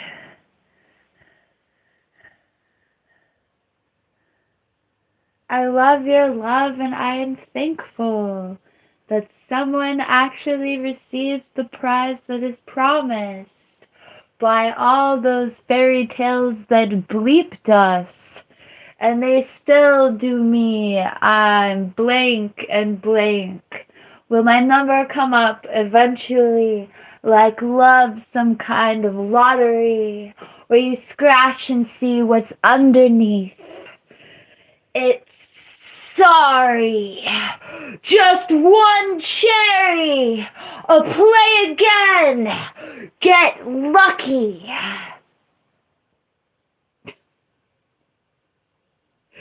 Oh no, I opened my eyes from reciting Bright Eyes lyrics and I'm like, oh, I must be manic.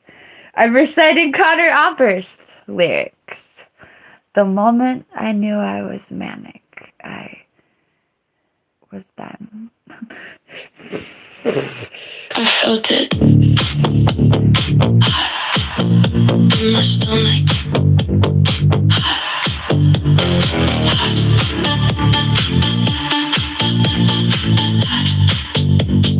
Usually, I only feel this feeling for God. I felt this feeling across the table, and I wanted. Thank you, Taryn, for the super chat. Hooray! I felt it in my stomach.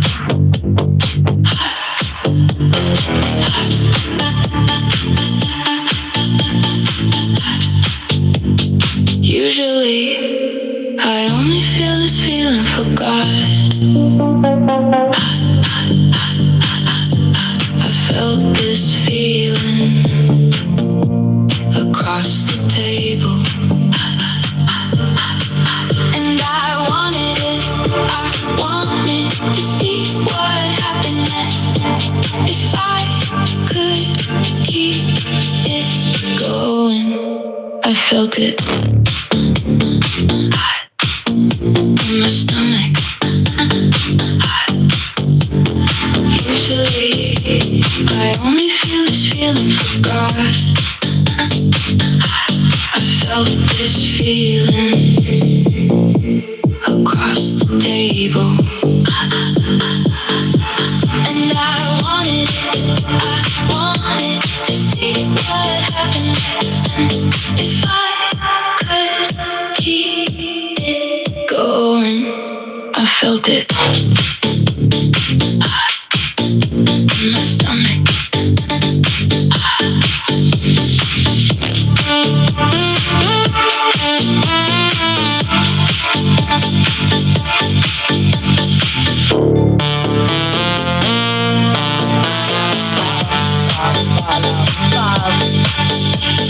Usually, I only feel this feeling for God.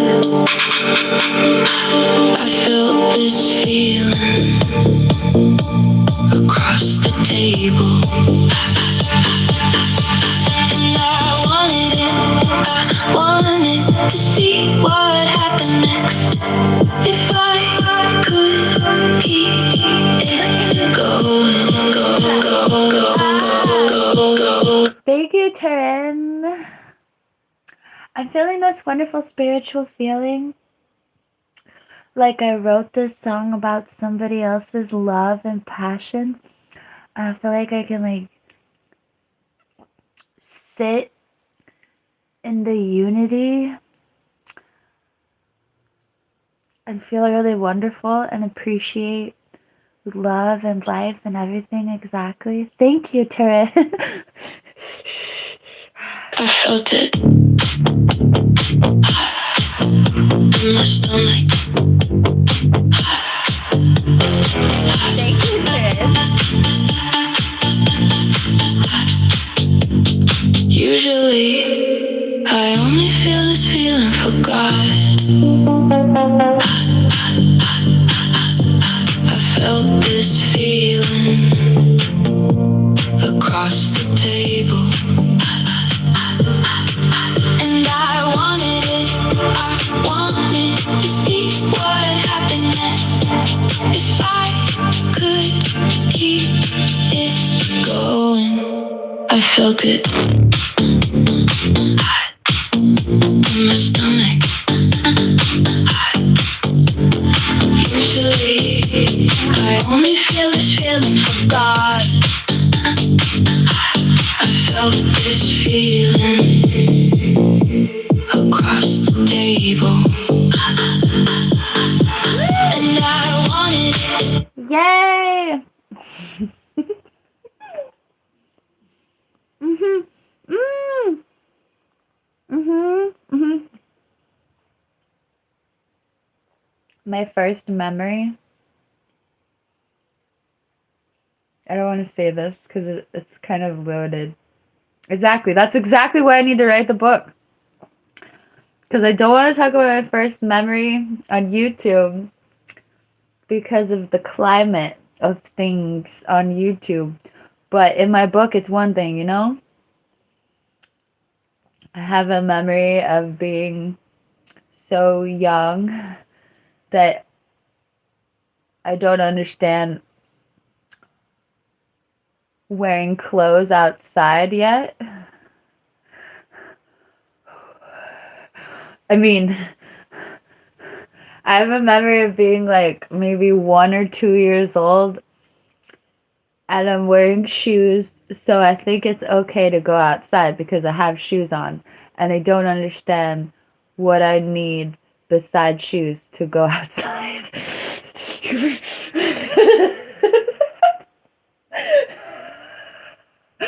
And this is a beautiful first opening on my life, I guess, for realsies.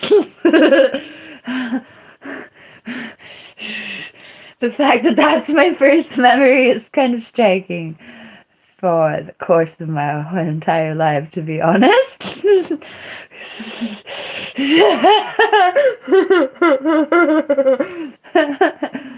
Oh. I remember my first philosophical thought. I was in kindergarten, and I remember my first philosophical thought that I remember.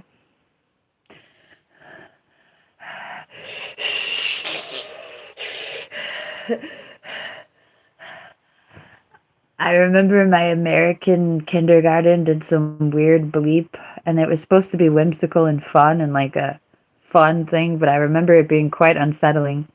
My kindergarten pretended leprechauns were real to celebrate St. Patrick's Day.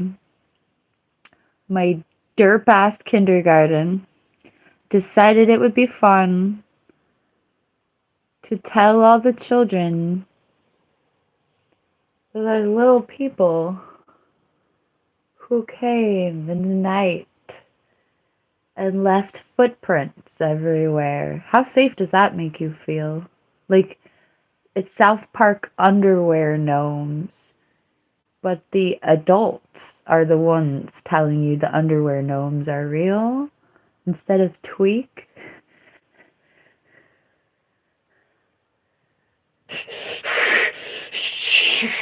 So that's a fun little story about how that felt. That's just an example of what's in my book.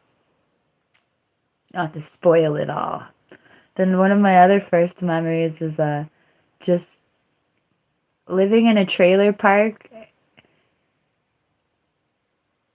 and hearing the siding of everyone's trailer start to fly off during storms, wondering if you're literally gonna fly off like Wizard of Oz or like Dorothy in the Wizard of Oz, looking out the window in your derp ass trailer, watching everyone else's trailer fall apart in the wind, wondering if you're gonna fly away like Dorothy in the mother fudging Wizard of Oz. Are the leprechauns gonna get you, or is your trailer gonna fly away in a tornado? I don't know. It's a fun life.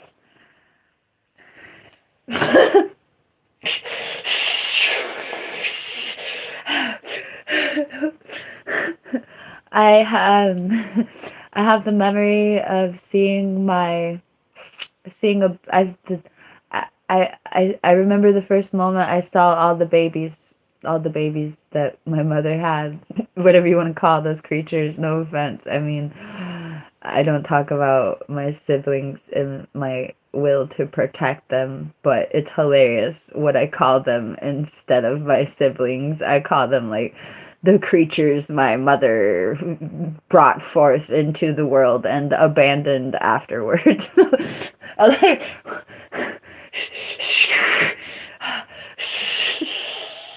but I'm not actually trying to be derogatory towards my innocent siblings. Anyway.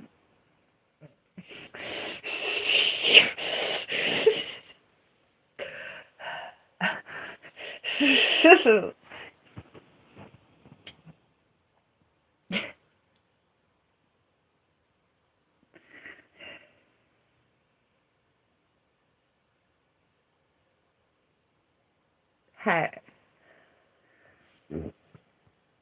I felt it in my stomach.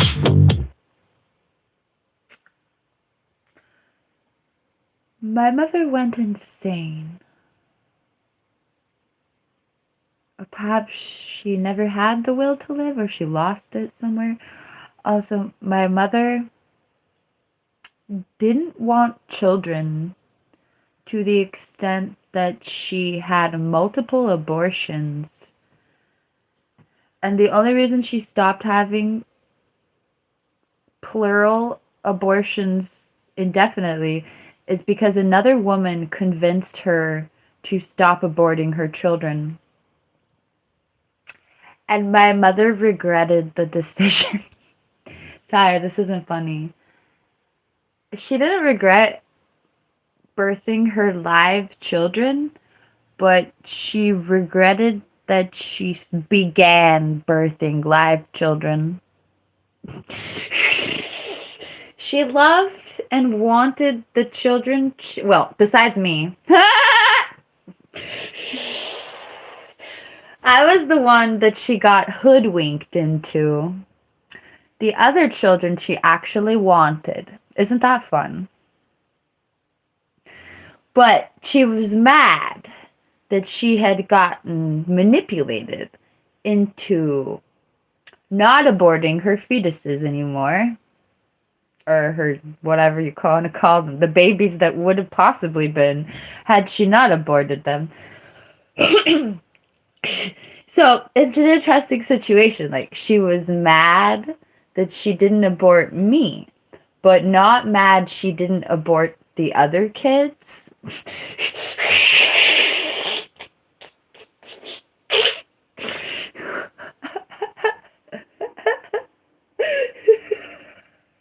She literally told me she hated me, but I never heard her say that she hated the other kids, which is a really beautiful way to grow up. And a lot of people, I'm not the only one who experienced like weird ass favoritism that, I don't know. It's not even favoritism. It's like you're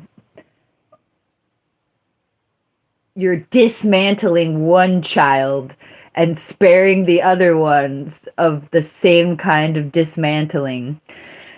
It's so weird. Like, how could you decimate one of your children mentally. Like, how could you hate one of your kids but not the other ones? Like, I'm happy for you, I guess, but it's just weird. It's dark.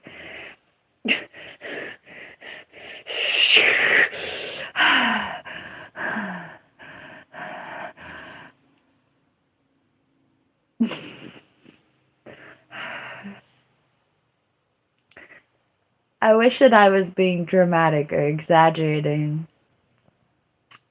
when I said that my mother showed hatred to me, but not the same type of hatred to her other children. And of course, I'm grateful that she didn't show the same hatred to her other children. But what do you get to do with that for the rest of your life? Oh, joy.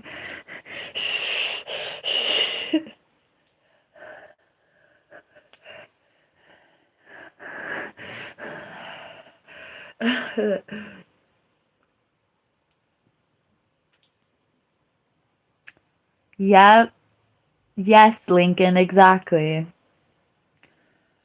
My mother was under the delusion that I was supposed to run her household, even though I was like a 10-year-old girl. And she was under this delusion because she had run her own household when she was a 10-year-old girl.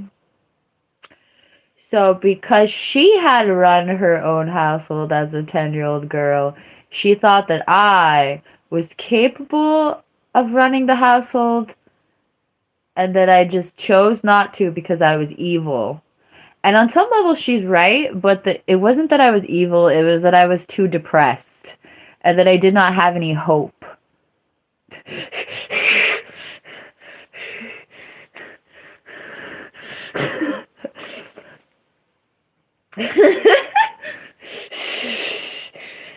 So, and I'm sure that she considered herself like probably a depressed and angry and hopeless child in the same way. Like she expected me to be less angry and less hopeless than she was because in her eyes I had had a better childhood than she did. Which may have been true, but that's not something you can measure quite like that. Uh, also, fun fact. Oh God, this is awful. When I was like 10 years old, my mother used to literally scream at me that I wasn't allowed to be bleepicidal or depressed because my childhood wasn't bad enough for me to be depressed, which is a hilarious claim in retrospect.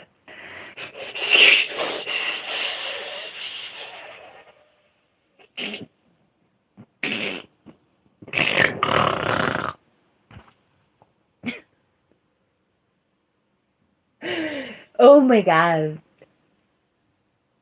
Just died on this thought for a minute. Oh my God. Oh God. Oh God. That did something like unlock something in me. Oh, this is why talk therapy is the only answer. But like, do you have the money to pay your therapist for 10 hours a day? I hope so. I hope your therapist isn't really creepy. Anyway.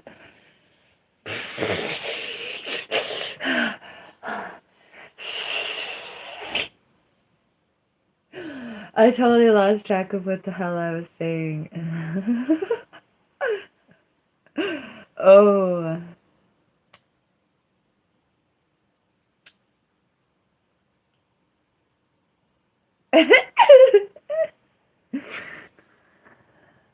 I don't need no therapist to put me back on track. Oh. I'd say about 10K would really fix it. So I don't really feel 10K. All I have to do is sit here for like a while. Let's go.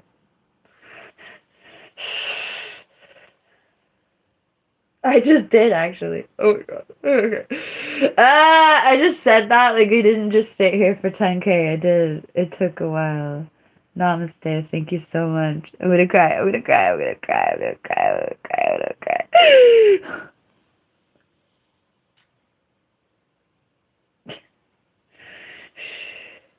Oh, welcome to the IRS. taking everything from the American public. Everything. Their sanity, their financial aspirations, their security. Can I go build a road instead of like this hopelessness? Oh my god, bro.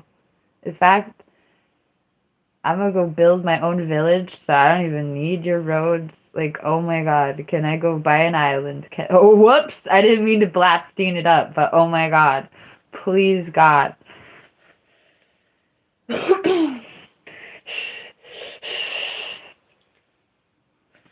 Oh.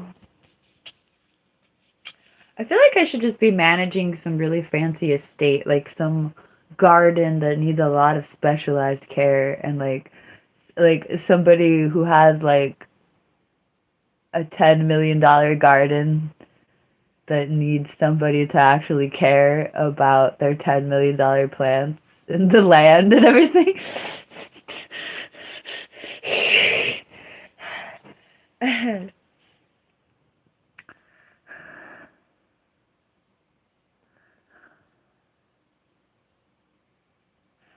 This reminds me of like those stories like when they first started to breed strawberries. There was some gardener, they tried to like do stuff with strawberries and it didn't work at first. Or like they didn't pollinate or something, and they had to figure out why the strawberries weren't making fruit or something. This is like ancient antiquity strawberry garden that needs tending to. I don't know, work on a farm, bro. Screw it. I would make my own $10 million garden. Ta-da. $10 million garden. $10 million garden. Weird ass fruit trees, are you ready? Weird ass fruit trees, are you ready? Are you ready for some weird ass fruit trees?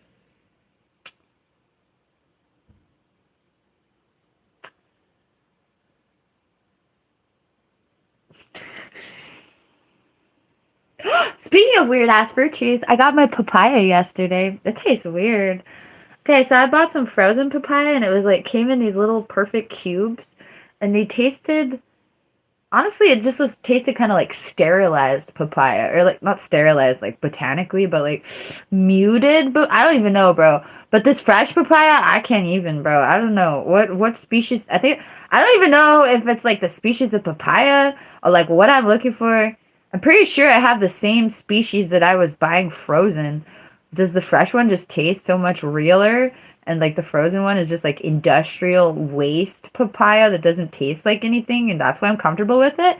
Oh, like I remember eating papaya as a teenager anyway, and it is like weird or gnarly, but I don't know, bro. Anyway, I got the fresh papaya. I prepped it. It took me a long ass time, and also I tried to cut it too close to the rind, and the rind was like, eh. So now I have two bags of papaya. I think I might have to just buy it frozen, or maybe even buy like, see if they have like a 3-pound bag or something. Cause I tried to buy fresh papaya, but between labor and me getting freaked out at the skin, it's more cost effective to buy it prepped and frozen than it is to buy it for the weight. Well, it was a set price anyway, but you can buy it for the weight at other stores.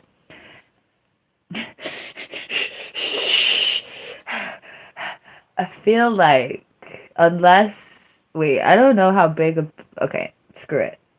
We're gonna go get a big ass papaya from a different grocery store that doesn't just have them seasonally. We're gonna go to like a Mexican grocery store and get a giant ass papaya and see how I feel about the price difference on frozen versus fresh and the product in general.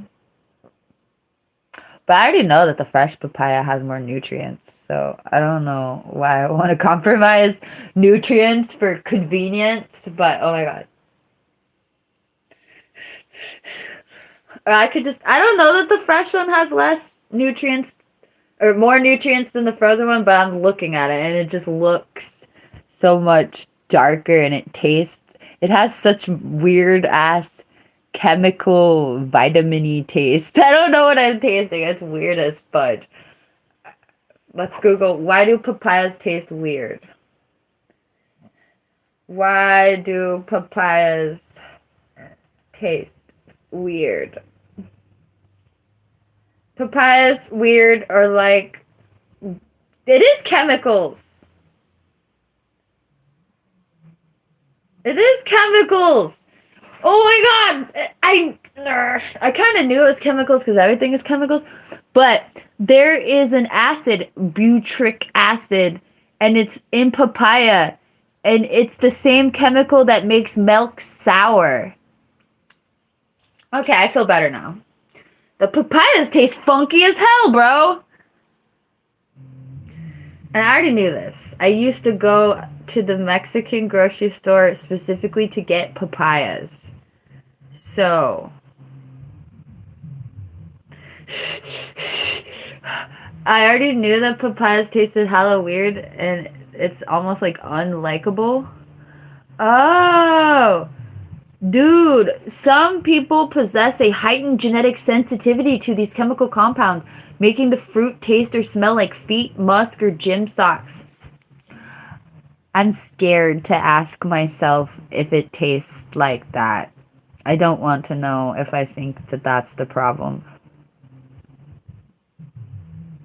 Now I'm really wondering if I have the heightened sensitivity. Like people with the cilantro being soapy. Oh my god, I had no idea, bro.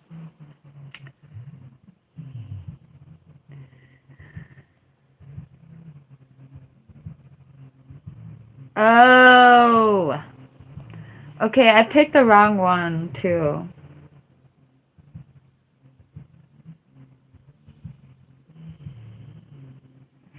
Wait, I'm confused.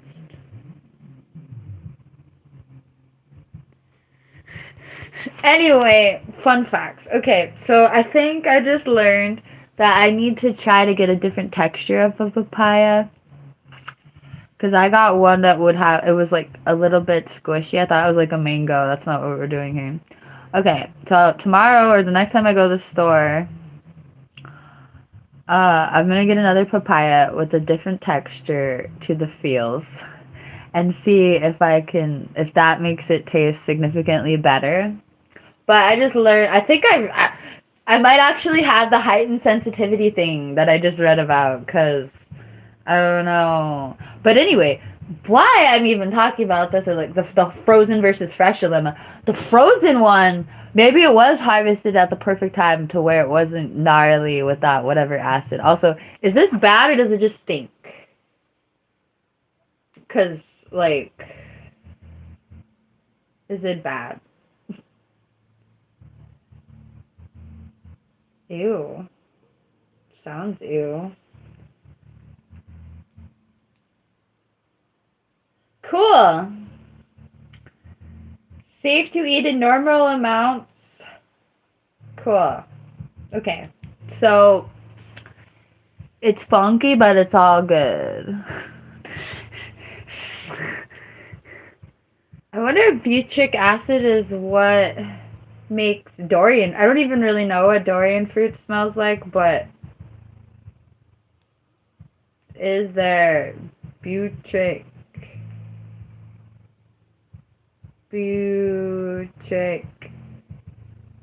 how do you spell this?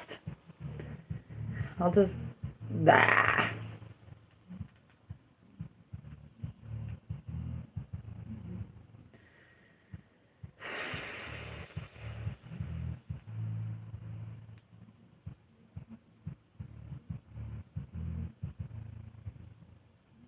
Okay, durian fruit doesn't say butyric acid makes it smell, but anyway,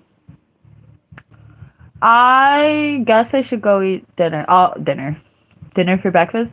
Also, it's hot as hell in here. I have to turn on the air conditioner before the end of the world happens. Oh, I need to water the garden again. Hi, I have to water the garden because it's gonna be hella hot. I can't wear this dress in the front yard. Don't forget that.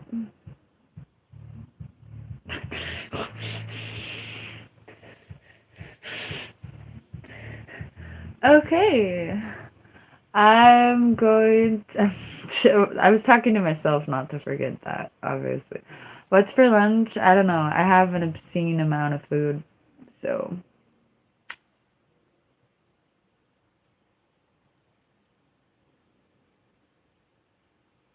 Oh my god, bro. It could be anything.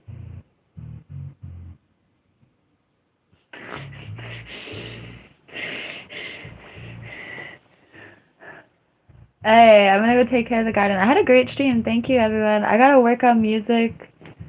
I was gonna write down a list of stuff to do. I'm really ambitious. I'm gonna reboot the music videos soon. I'm excited for that. Sure, Andrew. That's not my name, but whatever. Okay, bye, Bob. I gotta turn on the air conditioner and eat breakfast. Yay, morning time in the desert. Okay. Bye. Thank you for joining me. I might be back later. Bye.